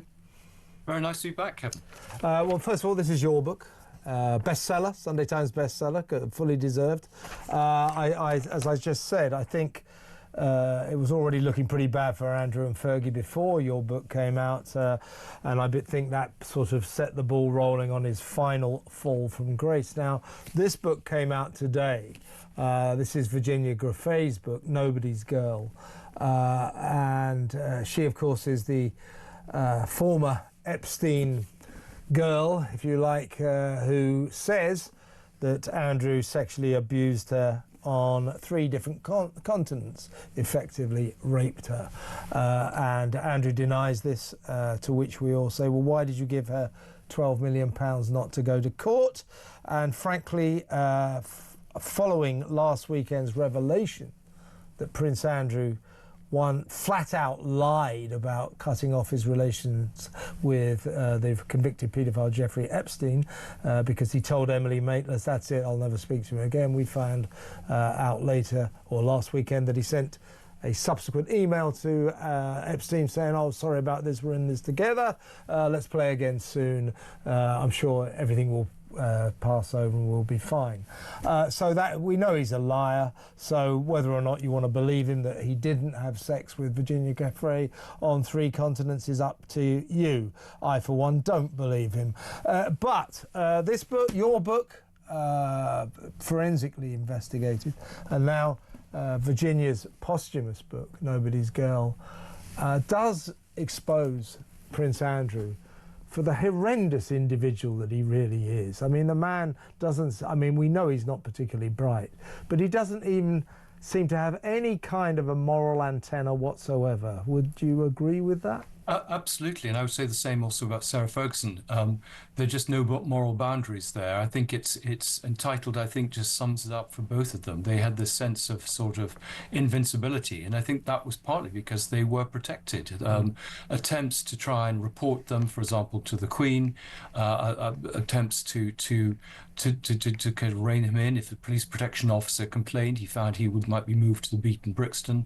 So they were able to operate with impunity. And we know that, and it's said in Jeffrey's book, and I say it in my book, that ABC television were told by the palace that if they mounted ran this program about Andrew, they would lose all access to the royal family. So I think there's a bigger story here. I mean, we've got Andrew, as you say, not a particularly pleasant figure, but we've also got the fact that he was protected by the various institutions that are supposed to be there, in some ways to protect us. I mean, the Metropolitan Police didn't bother to investigate, for example. I hope they will do so now. And time again, things were just shut down to make sure that no one knew about it. I've got a lot of sympathy for the King having to preside over this debacle. Poor Queen before, the late Queen, of course, before him, had to deal with her errant son as well. We're always told that Andrew was her favourite son. I've got a lot of sympathy with the King having to deal with this. I'm not personally, let me know what you think, I'm not personally thrilled with his solution to this situation, which is Andrew renouncing, if you like, his titles, saying, I won't use them anymore. I think this is a moment. I think that the reason the King doesn't want this to go through Parliament, he doesn't want an Act of Parliament, is because it will sort of drag the whole affair through the parliamentary mud, if you see what I mean, and make it a big talking point again. He wants a quieter life for the royals. He wants the royals' name not to be smirched any further. But I don't think it's good enough. I think this is a case where the people should be telling the King, look, I'm sorry, it's not the Middle Ages anymore. We're in charge here, and we do want this issue to go through Parliament, and we do want the Prince Andrew to be officially stripped of his 3 titles, the Duke of York, Earl of Inverness, and the Barony Kildare in Northern Ireland. We do want this officially done. We don't want it just sort of kind of swept under the carpet and say, well, he won't use these titles again. What do you think about that, Andrew? Yeah, I agree with you entirely. I mean, I think, it's all window dressing, and I agree. Public opinion is way ahead of the palace. I mean, they never seem to play catch up properly. It's too little, too late. I think the hope is that this will satisfy the peasants, and they can go back to the system as it normally is. And I think there's been a huge shift in tone and public opinion just in the last couple of days as more of these lies emerge, and driven, I think, partly by social media, but I think also a much more emboldened press. And it's exciting to see the power of a book like Virginia Giuffre's changing things. I mean, this has really brought home really how sordid the whole thing was, and is very poignant because here she is writing from beyond the grave, but in some ways delivering the final death knell to Andrew. But I think the problem up till now is there's been very little royal accountability. They're not subject to any parliamentary scrutiny, which I hope will now change. They're exempt from the Freedom of Information Act. There's no royal register. The royal wills are unsealed, and it's allowed them to operate in a very secretive way. And I think, if they are to command the trust and respect of the nation, and most of us do think the royal family are wonderful, and they do a great job, but if they're going to command that respect, they have to, one, get rid of these bad apples like Andrew, and they have to be a little bit more open. Yeah, I think a recent poll over the last couple of days has revealed that more than 80% of the people of this country do want an active parliament. And as I say, I don't want to over-criticise Charles here, but I think he's doing what the royal family always do in these circumstances. They try and sort of sweep it under the carpet and hope it'll all blow over. Well, this is a time where I think the people have to say to the royal family, have to say to the king, actually, we're in charge here, and we demand that this man, this brother of yours, gets his just deserts, and you're not going to get away with him just saying, oh, all right, I won't use the titles anymore. That is not good enough. Let's talk, if you don't mind for a second, Andrew. I mean, you say that Virginia Giuffre's book will have a very powerful effect, and it will, and it contains details that, I mean, basically, I can say this as a person, and I'm sure you can. Now that we found out 100% that Andrew is a liar, he lied about his relationship with, cutting off his relationship with Jeffrey Epstein. I'll never talk to him again. Well, 2 weeks later, he sends an email saying, hello, mate, well, we're in this together, but I'm sure it'll all blow over and we'll play again soon. How wonderful was that? I say that when he says he did not defile poor Virginia Giuffre on 3 continents, he's just a liar. And if you read this book, I think it's going to be very hard for anyone to believe that he's not lying about Virginia Giuffre. What do you think? Well, I mean, I think I've said that in the course of 4 years of research, I didn't find I had to constantly check statements that both he and Sarah Ferguson made for accuracy, because they lie all the time. I mean, she was actually staying with Epstein for years after she claimed publicly to have cut off any contact. And again, one of the emails reveals that she called him a dearest friend, and how kind and generous you've been. She lied about how much money he'd paid her. She said it was 15,000. It was more like 2 million. So it's all beginning to unravel now, and you're absolutely right. Public opinion now wants some sort of retribution. I think it's extraordinary that he remains a Councillor of State in effect. He, I think, is still a honorary Vice Admiral. They haven't ripped down his Garter flag from St George's, and we do need, I think that, there does need to be a proper shaming of him. I mean, otherwise he will continue as he has always done and get away with it.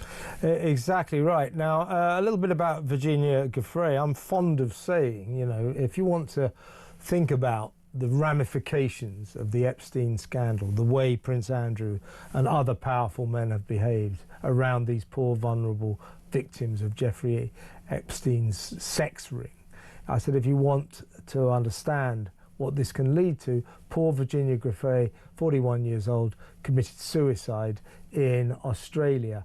But before I go too far with that, you have to think about the Epstein saga, the Epstein scandal generally. Epstein died in prison. They say he killed himself. Maybe he did, maybe he didn't. Virginia Giuffre, do you think she committed suicide, or do you think something else happened to her? Well, I'm pretty certain that Epstein was murdered. I don't know the circumstances about Virginia Giuffre, but I think there's a great deal of silence about the circumstances of her death. Certainly the people who knew her well said that she was looking forward to the publication of her book, that she was certainly not suicidal. You know, there had been marital problems, but you know, she was not, I mean, think of all the things that she had gone through in her life and come through. So I think there are some big questions over her death, and the fact that there's so little information about it, I think is slightly suspicious. And certainly a lot of people in this case seem to have just died of mysterious deaths. So it is you know, it is a wider net that has in a sense taken place here. But I think certainly in the book I make quite a strong case for Epstein's murder. I've seen some FBI files that actually named the person who actually killed him. Yeah. And a quick word about Virginia's book, which has got, I haven't managed to read the whole thing, it only came out today, but it's got details. As I say, it's going to be very difficult going forward for Andrew to stick to what I say is his lie, that he never met Virginia Giuffre, despite the picture of him with his arm around her. Well, we have plenty of email testimony, you know, partly some that's been released recently, but even in the book I have stories of him trying to smear Virginia Giuffre. I mean, here we've got the police protection officer being told against, you know, all the law to basically fight, to investigate her, and the sharing of actually material that should be protected under data protection. But I have stories of in the book of PR firms being brought in to basically undermine her. And them discussing just after the publication of the picture. So I mean, he's recorded quite extensively discussing Giuffre and how they deal with her. So I mean, this is the problem. He's not a very good liar.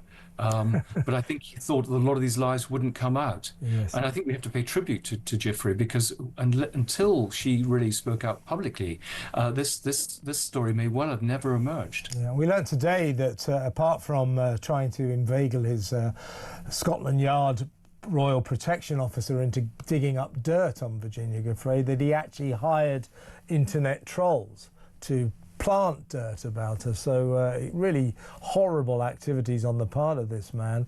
Also in Virginia's book, she talks of her sexual encounters with Prince Andrew.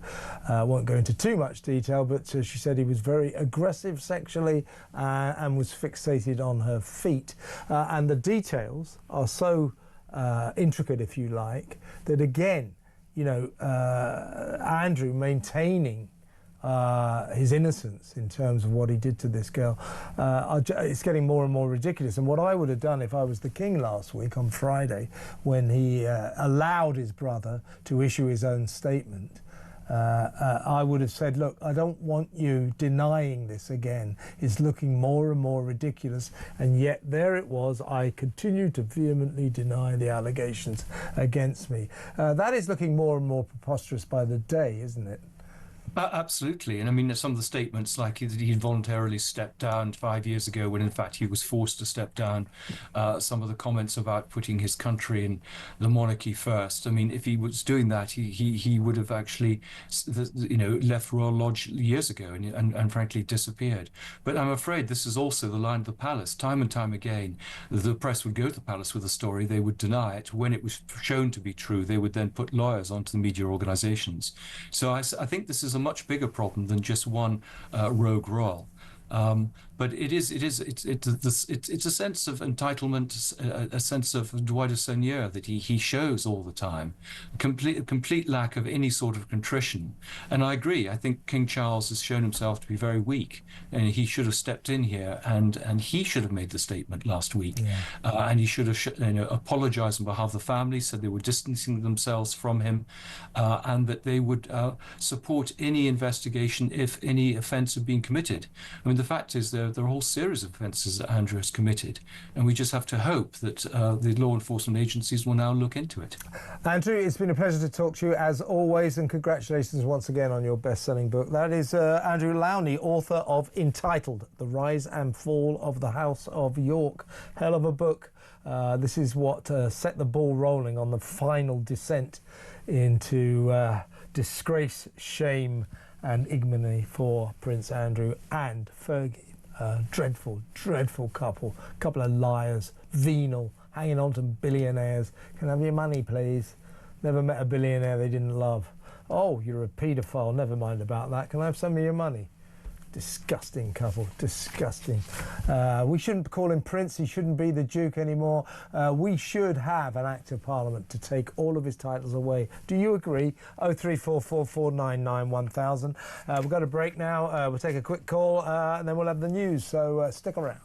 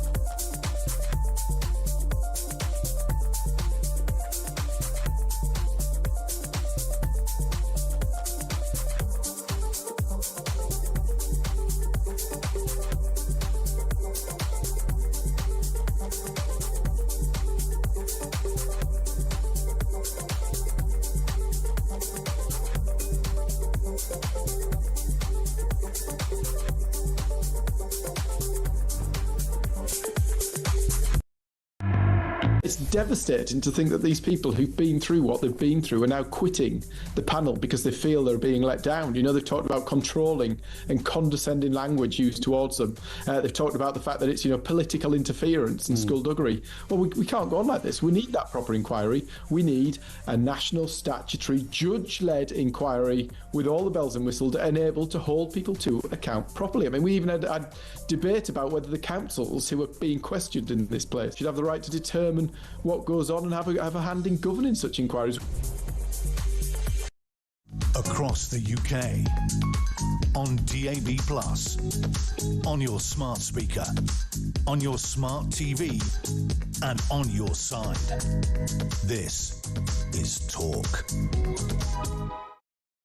Welcome back. We're going to be talking about, we're going to ask the question after the 9 o'clock news. Did the idiots running the asylum during the COVID crisis, Boris Johnson, Matt Hancock, Chris Whitty, Patrick Vallance, all those people who overreacted hideously to a not particularly lethal virus, locking us down, did they wreck the country? I mean, they're in the COVID inquiry right now, all sort of admitting, oh, yeah, we made mistakes, yes. Oh, sorry about the schools. Oh, we really did mess that up, didn't we? Got Chris Whitty, Chief Medical Officer, saying, oh, yeah, probably did rather overdo it, you know. Perhaps shouldn't have locked everyone in their houses, because if you're outside, the chances of you catching COVID were minimal. But if you're inside, you could catch it. But that's why they locked us all in, so we could catch it, I assume. So they're all kind of admitting, oh, we did this, we did that, yeah, we didn't get it right, Yeah, well, well, you got to understand, we're under a lot of pressure. Yeah, okay, fine. But you might have wrecked the country forever.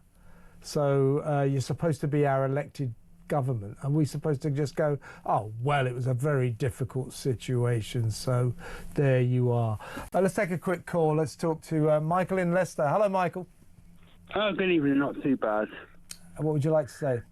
Well, I'd say, man, it's like these immigrants, we've got to kick them out. We need our country back. We need to go to the courts, get these mob out, because in the day, as far as I'm concerned, no one's actually mentioned on any channel, for some reason, these lot are paying criminals what are paying for their wars. Well, the thing is, how do we go to court? I mean, I don't see how that works. We've got to get the legal rights.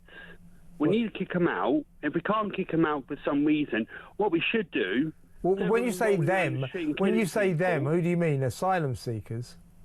Well, the immigrants who come on a boat, because as far as I'm concerned, why do you think they come over here? Why do you not think they come around? Yeah, but I mean, you're not being precise about who it is you think we should kick out. You see what I mean? I mean, I'm with you, Michael. I understand. I'm with your sentiments, but we need to be a bit more precise about how to go about this. Nigel Farage says he's going to deport all illegals, all asylum seekers who fail. So maybe that's the future. But in the meantime, I've got to go because it's nearly the news. Thanks for a good call, Michael. That's Michael in Leicester. Yeah, as I say, when we come back, we'll be talking to Philip Kisley.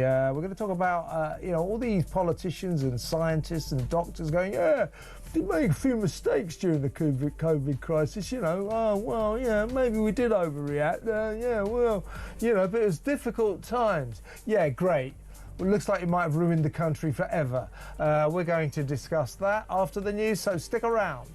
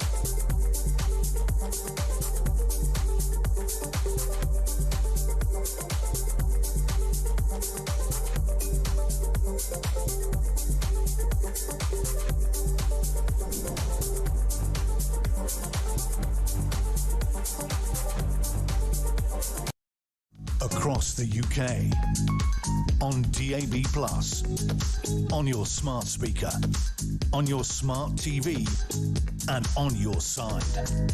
This is Talk.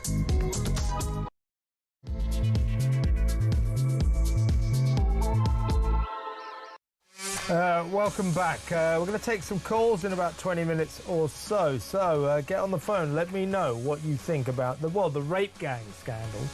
Well, we spoke movingly, I would say, to our friend Ellie Reynolds, who's one of the 3 victims the girls who went through this terrible ordeal at the hands of these grooming gangs, these rape gangs. She sensationally quit. 3 of them have quit today, saying this inquiry, as the government seems to want it, is a cover-up. They don't want to point the finger at the majority of the culprits, the majority of the people who were doing this, the people who abused them, and they were mostly Muslim men of Pakistani heritage. The government doesn't want to point the finger at them. Ellie also says they've been ignored, they've been treated with contempt, they've had it suggested to them that ex-coppers preside over the inquiry because the government can't find a chairperson, or ex-social workers, or ex-teachers, ex-local council. No, these are the people who should be in the dock, not chairing the inquiry. And the girls are furious about this. Let me know what you think. Is this government trying to kick the can down the road? Is this government trying to make this inquiry vague, change the remit, not point the finger at the people who committed these terrible crimes?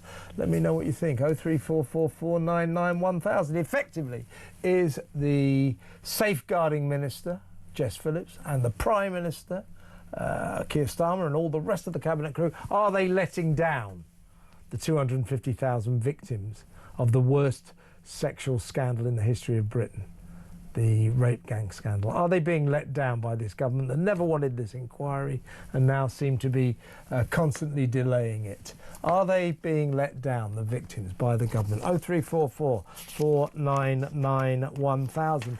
I also want to get your thoughts on the absurdity of bathtub baptisms in asylum seeker hotels. Asylum seekers getting converted to Christianity in bathtub baptisms so that when they put in for their applications to stay, they can say, well, if you send me back to Syria or wherever, I'll be persecuted because I'm a Christian.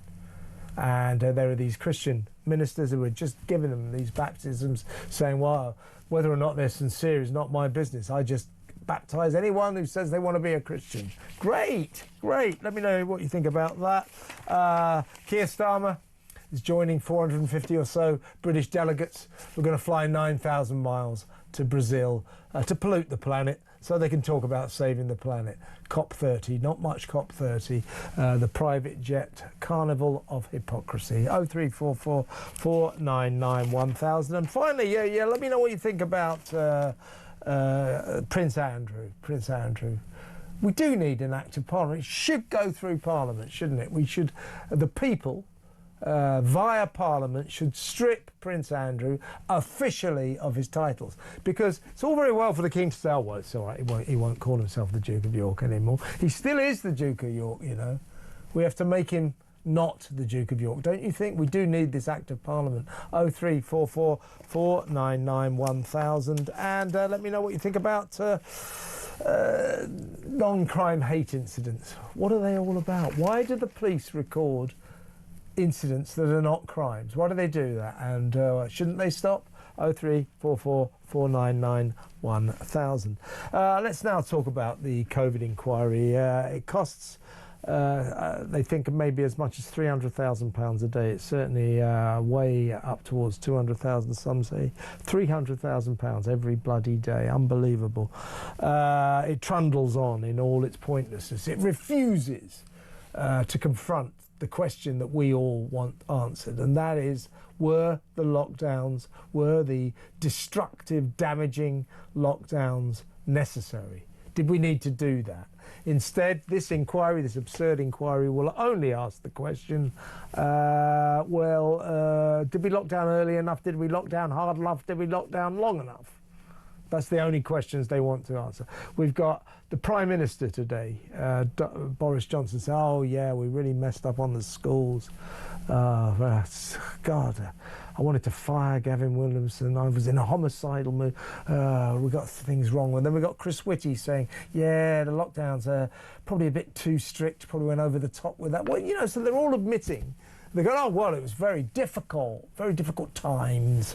Therefore, we made decisions that weren't necessarily right. Well, OK, I kind of understand that to some extent.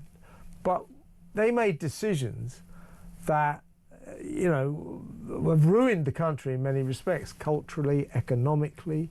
I think it's ruined the British work ethic.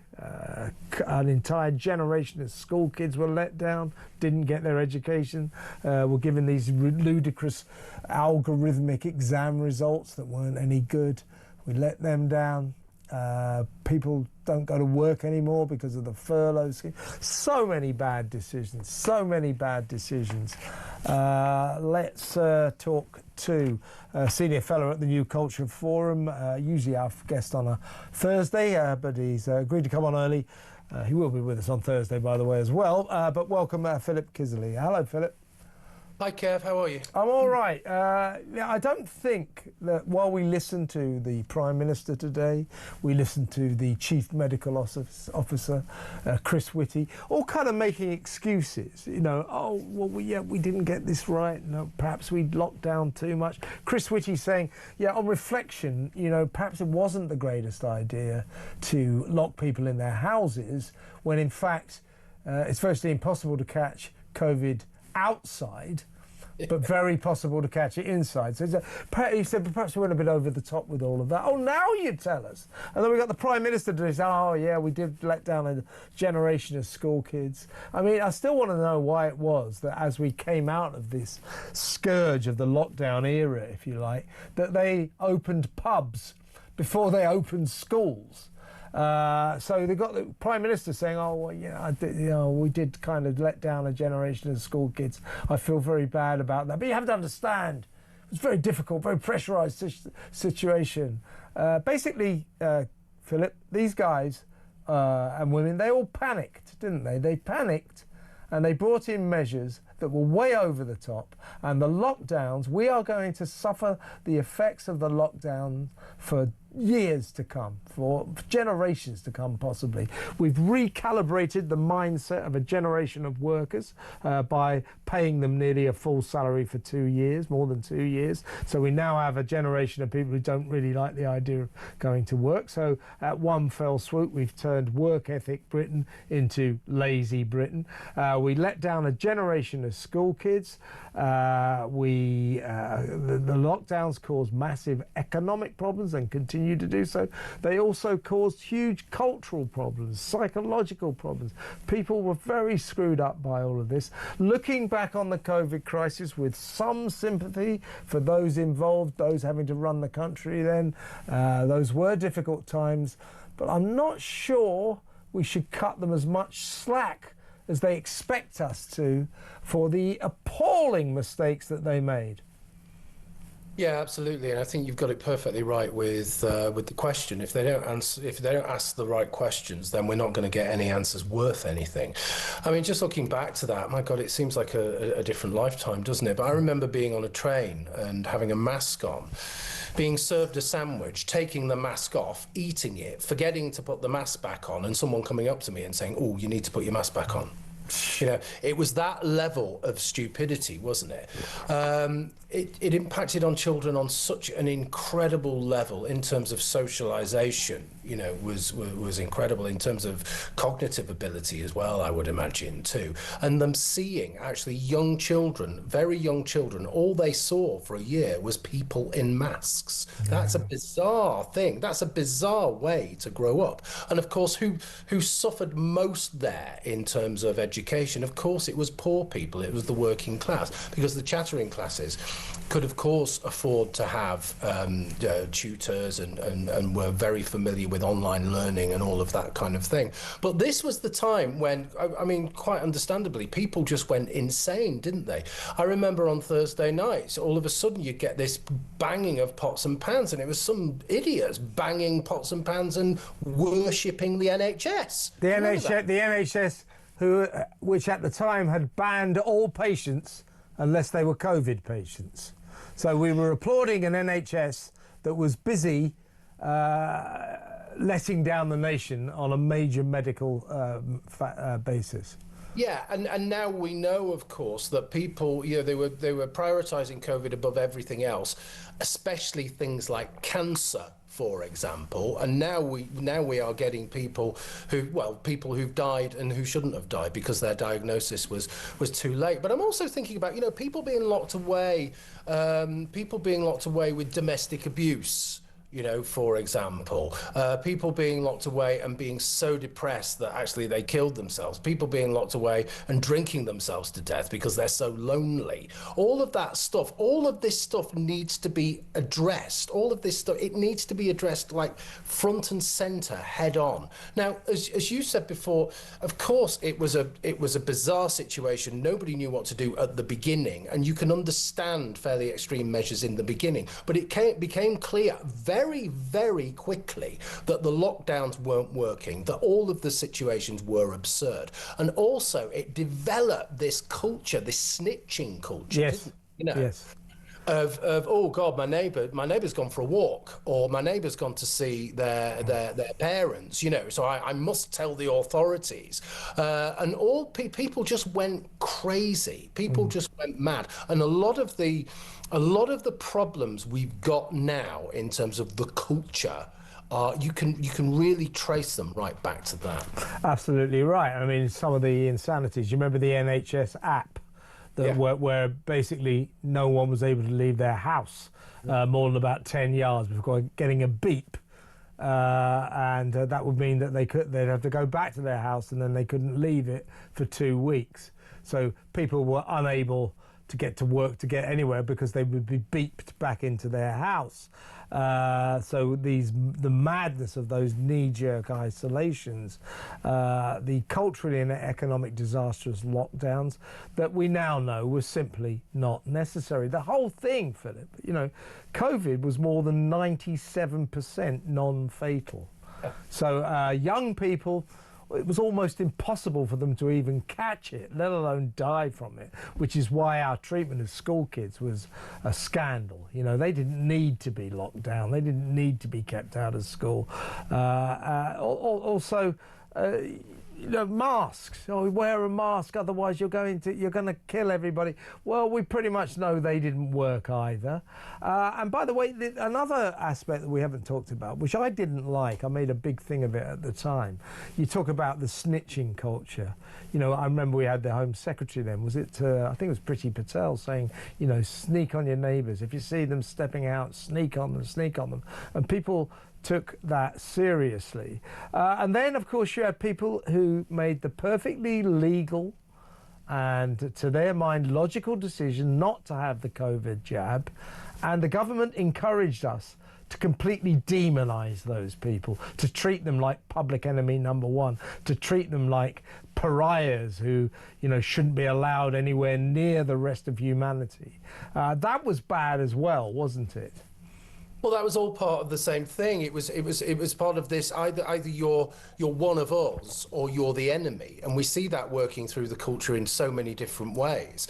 And it seemed to be, if you're one of us, then it seemed to be that you worked in the public sector, you had a particular set of political viewpoints, and you were middle class or chattering class. But one of the other things that is a ramification that we still feel to this day was pretty much the destruction and development of the music industry, creative industries, nighttime economies, all of that kind of thing, which the Labour Party in particular, from Tony Blair, had been pushing and pushing and pushing and building the economy on, actually, the digital creative industries and all of that kind of thing. And all of a sudden, it just decimated overnight. And certainly the music industry and all of that kind of stuff has struggled to come back, and it really hasn't come back. It was devastated at that time, and it really didn't, and it hasn't returned in any meaningful way. And also, of course, the lockdowns throughout the lockdown. Remember, Rishi Sunak was the Chancellor then, and he kept extending the furlough scheme, which meant the government paid 90% of people's salary for them not to go to work. This went on for more than 2 years. People loved it. Millions of people never went back to work after that. In essence, by funding people to stay at home, the government, I think, recalibrated the mindset of what was previously, I think, a hard-working country. Britain had a work ethic. I think the COVID crisis destroyed our work ethic. I think it did, and I think it's been devastating to people as well, because I think we've talked about this before, but one of the worst things you can do if you feel depressed or anxious or lonely is just stay at home and feel sorry for yourself. And the idea of going out to work and experiencing a little bit of stress and just doing stuff and getting on with your life is very good for you. I think that whole idea of the fear culture and pathologizing ordinary everyday life really went on steroids, went in overdrive at this particular point. And again, it's another thing that we're really struggling to come to terms with. And it's people who are vulnerable. You know, people have made themselves even more vulnerable because they just said, right, well, I don't have to do it. I can opt out. I don't have to go to work anymore. Worst thing you can do, and that is part of the culture. That's one of the poisonous things that has happened here. And people, they really need to answer for this. But the problem is they're probably not going to. And of course, to remember the famous phrase from the government, we're following the science, follow the science, follow the science. Well, we subsequently found out, I mean, partly by our colleague Isabel Oakeshott and her amazing WhatsApp files, where she got hold of millions of WhatsApps between Matt Hancock and Boris and all of the people who were mismanaging the country then. They weren't following the science.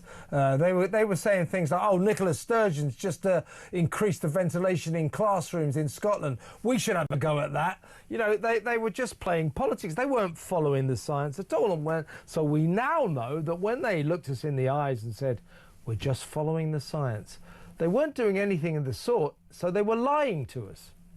Well, they were lying to us, and it was gross hypocrisy as well. Matt Hancock, my God, I've not thought about him for ages, but there you go. Well, there was an image of him snogging. Yes. You know, we're all locked down, and we're not allowed to see our elderly parents. He's kind of, you know, he's there doing God knows what, cheating behind his wife's back. So all of that kind of stuff was just so, again, demoralising to people who were actually following the rules. And if you were following the rules, there came a point where you just felt stupid for doing it because the rules didn't make sense, and it became very obvious, very clear that one, not only did they not know what they were talking about, but two, they didn't give a toss about the rules anyway. Absolutely. And you know, am I being you know, too prosaic by, you know, asking more from our politicians? You know, what I'm saying is, you know, they didn't follow the science. They followed their own utter uselessness. They were useless.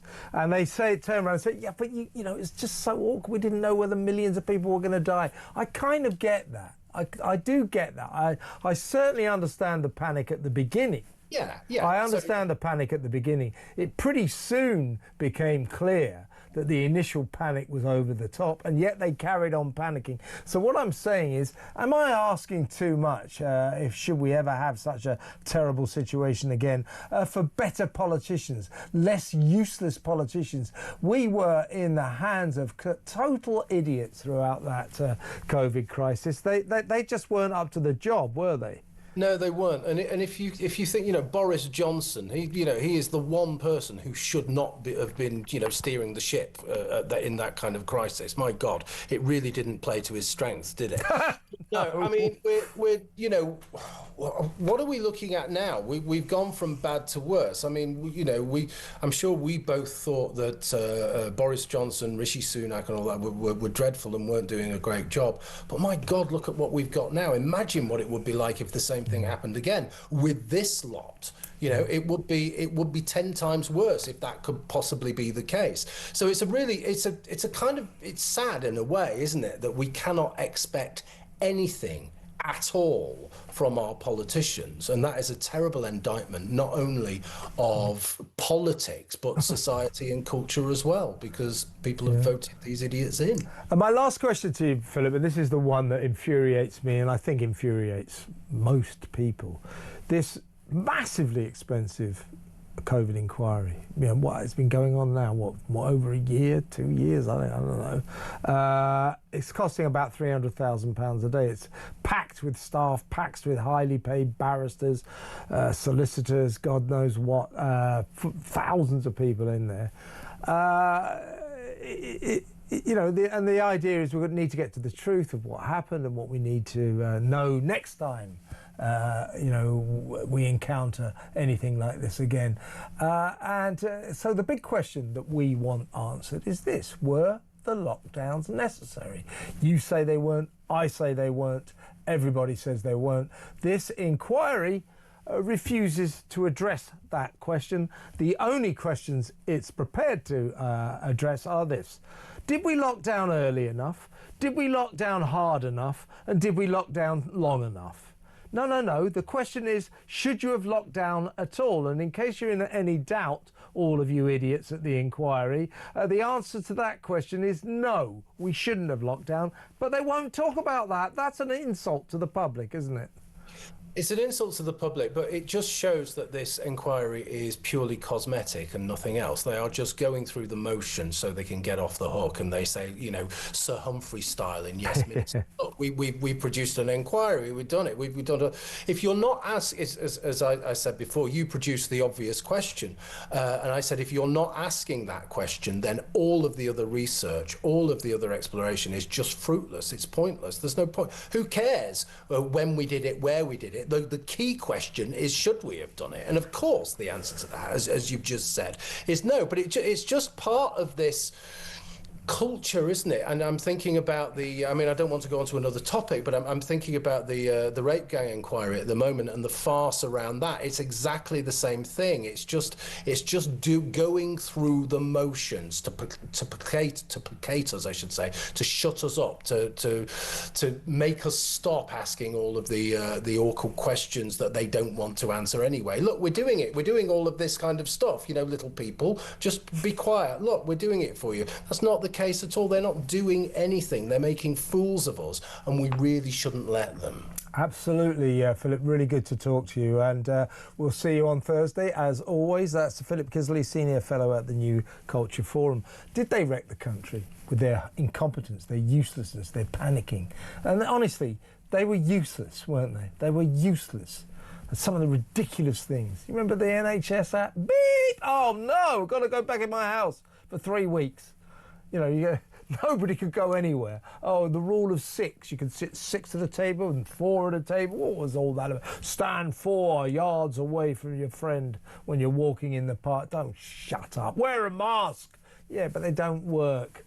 Lockdown didn't work. It was ridiculous. Did they wreck the country? 0344 499 1000. Let me know what you think. Let's go to break. When we come back, we'll be taking your calls.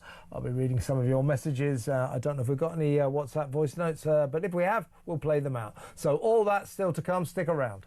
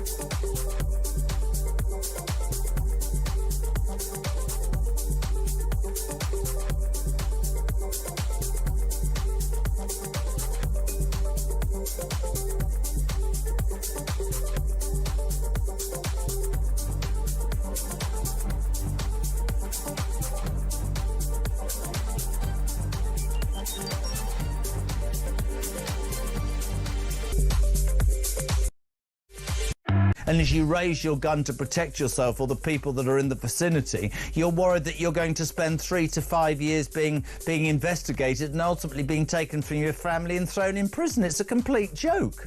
Yeah, that cannot be in your mind when you're thinking about how to protect your safety as the police officer, the safety of your colleagues, and the safety of the public. You cannot have that second thought, because that is going to delay and cloud your judgment. So I think it's quite an important intervention.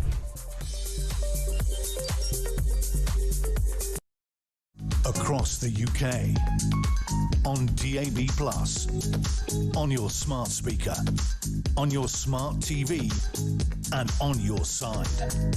This is Talk.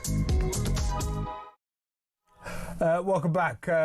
Should we play a quick WhatsApp voice note before we go to the phones? Yes, let's listen to John about the grooming gangs. This has been Labour's plan all along. They wanted to delay, to stall, just so this would basically fall apart. And that's exactly what's happened. They've planned this, it's ridiculous. And really, personally, it does not surprise me in the slightest. I couldn't agree with you more, John. They never wanted this inquiry. They made it clear. You remember when they said, oh, we just need a few local inquiries, don't need a national inquiry. Then along came the Baroness Casey report. That was the early June.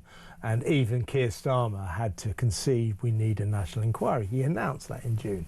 Here we are, towards the end of October, haven't even got a chairperson. No one to chair. And we've got 3 girls today, 3 victims, quit in disgust. Because they say, well, you know, we want to talk about the people who did this to us. They were Muslim men of Pakistani heritage. The government wants to skirt around that, doesn't want to do that. They're trying to widen the remit, make it vague, and get Labour off the hook and not upset the Islamic community. 03444991000. Let's go to the phones. Let's talk to Herbie in Harrow. Hi, Herbie. Good evening, Kevin. Oh my God, what a scandal this is. Isn't it? We've got a whole new grooming gang scandal because this government is scandalously, clearly, deliberately delaying this much needed national inquiry. Kevin, listen, what needs to happen, those girls that have pulled out from the inquiry themselves or from the board need to come back on and fight their corner to show they will not be intimidated, they will not be walked over, they will not be threatened again, they will fight this to the end. If it brings down the Labour government, so be it, or anybody else, so be it. These poor victims have had enough. And it's now time to fight with gloves off and go for the jugular. You've got to stop this. This is absolutely unbelievable. These poor victims have suffered enough. Now let's fight this fight, not a clean fight, but let's fight dirty if we have to get this case out in the open once and for all. Well, you heard Ellie Reynolds, a friend of the show, talking at 8 o'clock. She's one of the 3 girls who has sensationally resigned from the inquiry today, saying it's not the inquiry they were promised. Ellie and the other girl, Fiona Gollard's one of the other ones, they say, well, this inquiry, as Labour are now laying it out, changing the remit, amounts to a cover-up.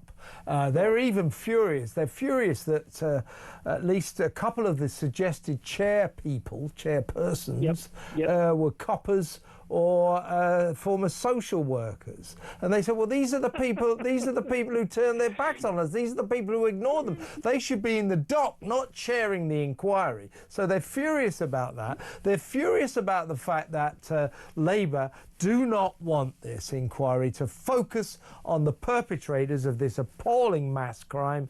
And that is, of course, mainly, not exclusively, but mainly the people who did this, the rape gang members, the guys who submitted, they think, as many as 250,000 girls to torture, to rape, treated them like animals, imprisoned them, plied them with drink and drugs.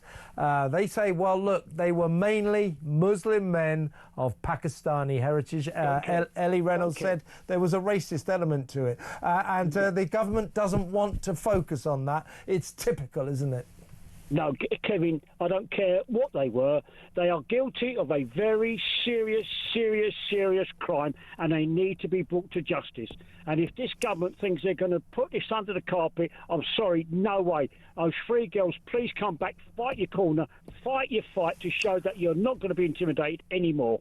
The sadness is, talking to Ellie earlier, that they're losing all their faith in the authorities. The girls are losing their faith in this inquiry because they've been ignored again. They've been treated with contempt. It's like the bad old days, Herbie. Kevin, you can see why they're so upset about it, because they are being ignored yet again, and yet nobody's doing anything about it. How long is it going to take to find a chairperson? It's got to be a woman as well, not a man, because otherwise it's not going to work. Well, Annie Hudson, who was slated to chair the inquiry, she was the front runner, the main contender for the job. She quit today. She too not happy with what's going on. Jess Phillips has both Ellie Reynolds, my guest, and Fiona Goddard, another victim today, have said she should stand down as safeguarding minister because she's let them down. What's that telling you? Kevin, what is that telling you then? If people are resigning from that sort of inquiry, it means that the government are trying to put this under the carpet. They are. That's exactly what they're kicking the can down the road. They're sweeping it under the carpet. You name the phrase, that's what they're doing, and it's all wrong, Herbie.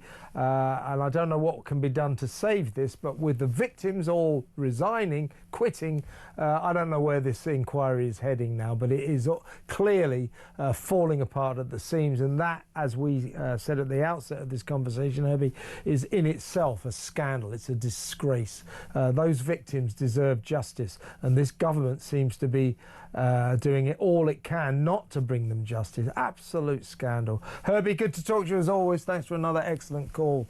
By the way, at 10 o'clock, I will hand over the reins to Harry Cole Saves the West, our new show, newish show from America, live from Washington. So Harry after the news, and then at 11 p.m.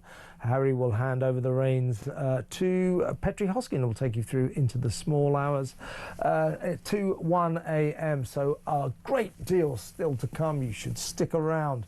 Let me read a couple of messages. This is someone talking about Prince Andrew.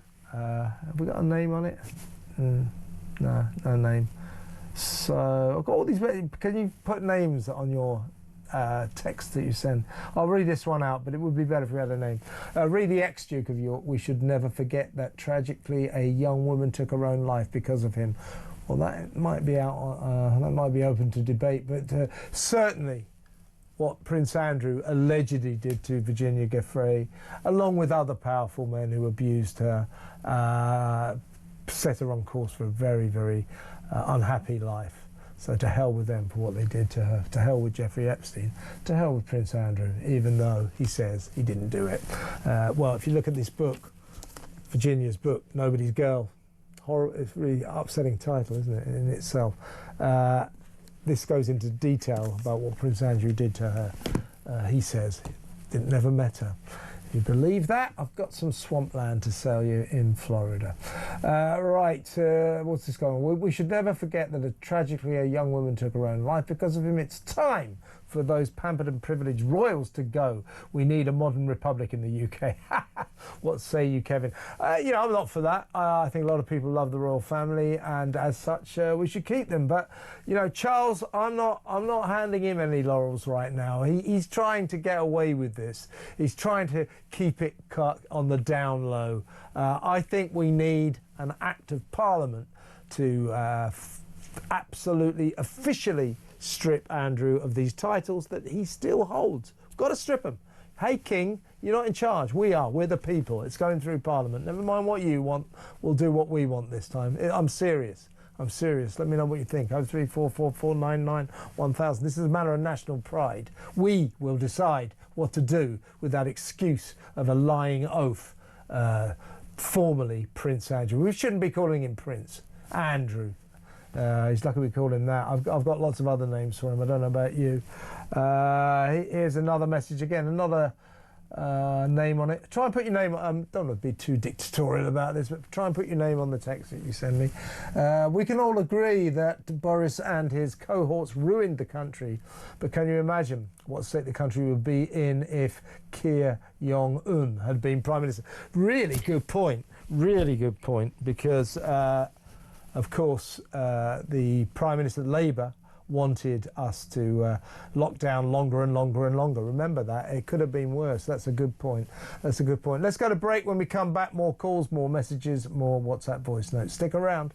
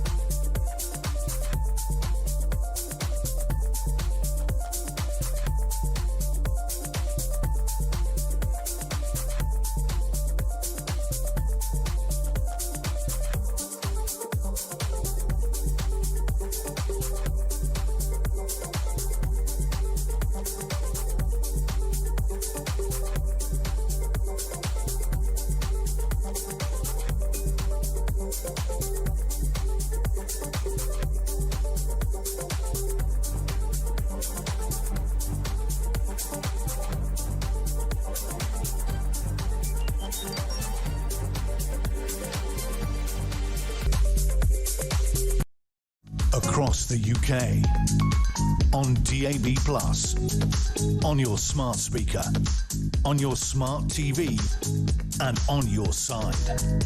This is Talk. Welcome back. Breaking news. A fourth victim has quit the National Public Inquiry into the rape gang scandal. That makes four today. We spoke to one of them, Ellie Reynolds, Fiona Goddard. There's one called Elizabeth. We're not sure what the fourth name is, but four victims. Jessica, she's calling herself Jessica. We're not sure that's her real name. So you've got four victims have quit the rape gang inquiry today, saying that it's a cover-up, doesn't amount to a hill of beans, that they're widening the remit, don't want to point the finger at Muslim men of Pakistani heritage, because that was mostly who the rape gangs were. You've seen all these ones go into jail. So four. This alleged inquiry that doesn't even have a chairperson, despite what the alleged safeguarding minister Jess Phillips said in a rather bored way in Parliament today. She said it's going ahead, it's firm, it's got a very firm remit and all that.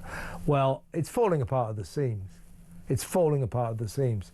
And it's clear that these victims, and we spoke to Ellie, you heard earlier, they feel like this government is letting them down. They deserve justice. For God's sake, these girls, victims, raped, tortured, plied with drugs, many of them underage, they deserve justice.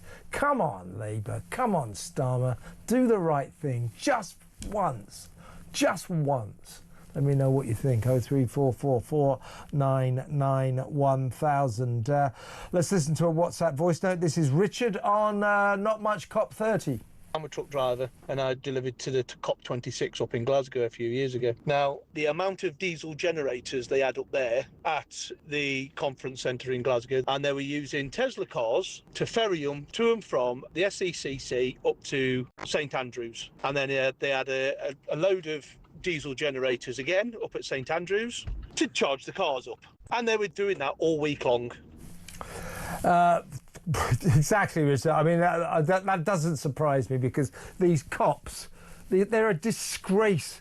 They are the epicenter of world hypocrisy. People flying in on private jets, first class, business class. 70,000 people descending on the rainforest in Brazil by air, ruining the planet in their big limos. They built this 4-lane highway, mowed down loads of the rainforest so the delegates could get from the airport to the conference centre without hitting the traffic in Belém, the local town, the city. It's just hypocrisy. It's disgusting. It's grotesque. Ed Miliband, Crazy Ed, will be taking about 450 people with him, including Keir Starmer. Stop it. Stop it. Who do you think you're kidding? We're disgusted by this. We're revolted by it. I hate it, don't you? 03444991000. Let's talk to Michael in London. Hello, Michael. Hi, Kevin. Excellent show. Thank you. You want to talk about COVID? The COVID? Yeah, I was just going to say, just reflecting quickly on what you were saying. Forget about Russia. This Labour regime is a hostile state. Yeah, I'll tell you what. There's somebody I just read out a message that I kind of forgot. Lest we forget, Michael, that while we were all saying to the lousy Tory government, Matt Hancock, Johnson and all those other assembled clowns, can you stop locking us down? This isn't working. Can you stop doing it, please? Can you stop ruining everyone's lives? And we weren't getting very far with that. While we were all saying that, let's not forget Keir Starmer and his party were busy saying, lock us down longer.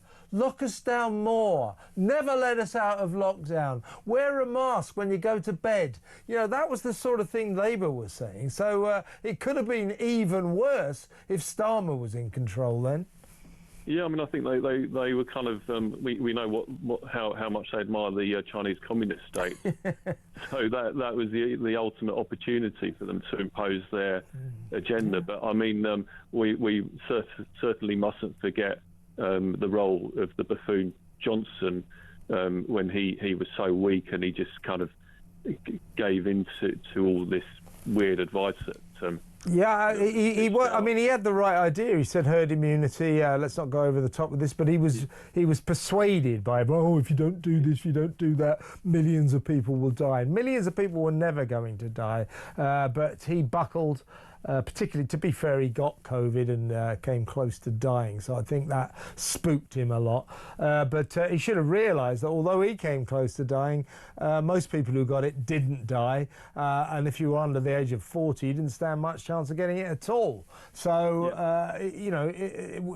we were subjected, Michael, to, I think, an almost criminal overreaction by a bunch of panicking politicians and scientists who just got it disastrously wrong. Yeah, and they kind of fell prey to elements of the media who were cheering everyone. Oh yeah, they were just as bad, weren't they? They were like Labour. All those journalists. Yeah, remember those? Dare I mention a former colleague of yours? I won't name names, but the thing is, we could see mistakes. You and I. Well, name the name. Who are you talking about? Yeah, Piers Morgan. He got a bit vaccine happy, didn't he? I agree with that. Yeah, he was very hysterical. He was very hysterical at the time.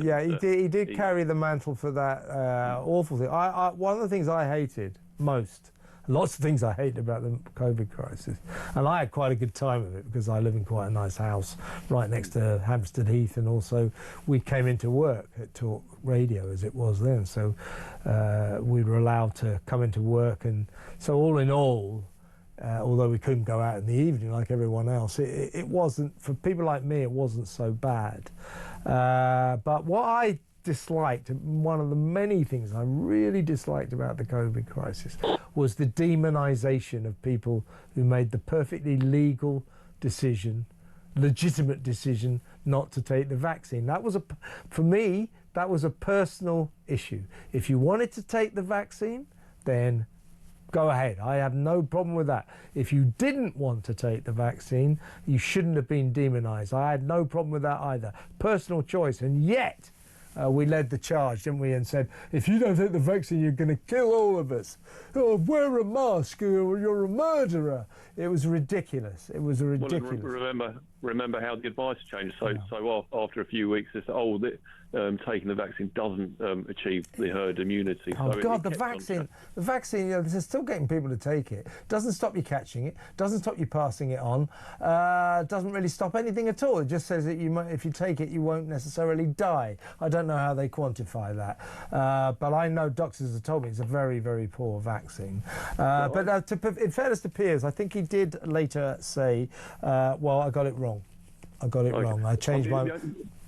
The only final point I'd make is the sign of a good politician or a good leader is someone who makes the right decision in real time. And we could see all the evidence 4 or 5 years ago. We could see the evidence about young people from Sweden and so on. Yeah, that's Sweden that didn't look at. Yeah, I totally agree with you, Mike. That's what I was trying to get at, probably very inarticulately. I was trying to sort of say, I'm listening to Chris Whitty made excuses. Oh, I shouldn't have gone. I went over the top. You listen to Boris. Yeah, we got it wrong on the schools. Let down a generation. As if we're all supposed to go. Oh, well, you know, it was difficult times, so fair enough. I don't think it is fair enough. I think we have a right to expect better of those we elect to govern the country. Don't you think? Well, yeah, we're still very much living with the consequences, you know, with the... We're going to live with the consequences. Yeah, Michael, we're going to live with the consequences for generations to come, I think. I think that's what really infuriates me about what we were subjected. They got it wrong. They got it wrong. And they still shrug their shoulders and they kind of say, oh, that's just... Exactly, that's exactly what... You know, no, that's not, oh, well, you know, what can you do? It was panicky times. We didn't know if millions were going to die. OK, I get it. I get it that it was difficult, but we have a right to expect better of our politicians than the complete balls up they made of the COVID crisis. It was a catastrophe, and they still go, oh, well, you know, we saved millions of lives. No, you didn't. You ruined millions of lives. Michael, good to talk. Thank you very much for an excellent call. Call me again. Michael in London there, making a lot of sense, I would suggest. Let's talk to Mark in Manchester. Mark, you want to talk about the COVID panic as well. What would you like to say? Yeah, Kevin, the way I look at it is Boris Johnson's the undertaker in front of the Conservative hearse, and he's leading them to the cemetery, and Reform are waiting there to bury him. And that's basically what's happened. And I think, you know, 4.2 billion on PPE, umpteen nefarious loans where without due scrutiny, and then obviously the kids' education's gone west. My son spent a year out of university. I just think unless they can get Lazarus, they're gone. They're gone. Yeah, I think that it's one of the things that we don't forgive the Tories for. Their appalling mishandling of the COVID crisis. They overreacted. They screwed it up. They told we're following the science. No, you weren't. You weren't following the science at all. That was a barefaced lie. You were making it up as you went along. We know that now. So we don't forgive them for that, and we don't forgive them for the migrant crisis. We don't forgive Boris Johnson for letting in 3.8 million legal migrants from 2021 to 2023 who will soon qualify for full benefits, and that will make this country bankrupt. So all in all, the Tories, I think you're right, they're done, they're finished, and they deserve it. They let us down. They let us down in the COVID crisis. They let us down on so many levels. So yes, I think you're right, Mark. Good call. Thank you very much, Mark. In Manchester, and still in Manchester, let's talk to Peter. We'll talk about Prince Andrew. What would you like to say about Randy Andy, Pete? Oh, that's good. Sorry, we need to lay off him. Oh yeah, why? Okay. The embarrassment he is to himself. I don't know, between him and Fergie, if they'll ever find some stone they can crawl under. Yeah, I don't see why we should lay off him. He's lied to us. He's lied to the people. He's lied to the king. He's been a venal pursuer of money. He maintained a friendship with a convicted paedophile just because he was a billionaire, and then lied about it. I mean, why shouldn't we give him a kicking? He deserves it. He does. I don't know whether looking at what could happen from America, he did say he would go over and he would testify. Now, if Gillian Maxwell's people lodge an order... Yeah, but he didn't, did he? He could do that, couldn't he? No, but no, he won't. I mean, this is a guy who gave Virginia Giuffre £12 million for her not to take him to civil court in New York. Why do you think he did that? Do you think it's because he was lying, that he lied that he said he didn't sexually abuse her on 3 different continents? I think he was lying. That's why he gave her £12 million. Don't you think that? What I'm saying is, though, the people that wrote that book, her family, if they decide they want him, they could apply for an injunction to have him extradited to America, couldn't they? Well, it's unlikely. No, only if it was criminal. That's not criminal, is it? They can't extradite Andrew. I'm not calling him Prince Andrew anymore. They can't extradite Andrew to America on that basis, particularly now that Virginia Giuffre is sadly no longer with us. Do you see what I mean? I don't know. That needs to be with battering rams as to locking himself inside rather than go. Well, yeah, but there's no prospect of that. There's no prospect of that. He's done now. He's finished. I think we need an act of Parliament to officially strip him of all his titles, because that's the people power. That's the people talking. I don't think we should let the king just sweep this under the carpet. Oh, no, can't be swept under the carpet. Well, that's what he's trying to do. He's trying to just say, well, look, Andrew's agreed not to use these titles anymore, so that's the end of the matter. Well, I don't think it is. I don't think it is. I think this guy deserves to be hauled over the coals. He deserves for there to be an act of Parliament taking away his titles, and he deserves all the shame, ignominy and disgrace that is befalling him right now. Don't you think? I think he's nothing more than a spoilt brat. There is that, but it's on a larger basis. This guy has attached himself to every billionaire he could find for the last 30 years. He's lined his own pocket using his royal status. That's disgusting. He's a liar, and so's Fergie. Definitely. Yeah. Could I just say something quick? Yeah, go on, Peter. Yeah, go on, sure, of course. In my opinion, we should see Putin for what he really is, and that is the Russian leader of the Russian mafia. Well, yeah, he's a gangster. Definitely. He's a gangster. But then again, he's not the only gangster running the country, is he? Gangsters tend to run countries all over the world. One of them in France has just gone to jail, funnily enough. Nicolas Sarkozy. So sometimes gangsters get their just desserts. But yes, of course, Putin's a gangster. But he's not the only one. He's not the only one. Listen, very good call, Peter. Thank you very much for ringing. Peter in Manchester. I got somebody who said, oh, why are you doing Prince Andrew? You know, nobody cares. It's a smoke screen. Here we go. Yeah, this is Roy. Stop with the garbage about Andrew. It's a smokescreen to distract from real news. He's a non-entity, not worth the airtime. Yeah, well, you should see my switchboard, Roy. You're kind of wrong. People are very interested in this. We've been conned by this guy for many a long year. He's getting his just desserts, and he fully deserves that. That's what I say. That's about it for tonight's show. Fantastic show. Really good to have your company. I hope you found mine halfway acceptable. I'll be back tomorrow for another edition of the Political Asylum. That will be at 7 p.m. right here on Talk. In the meantime, get set after the 10 o'clock news for Harry Cole Saves the West, our new show live from America. You don't want to miss a second of that. I'll be back tomorrow. Take care now.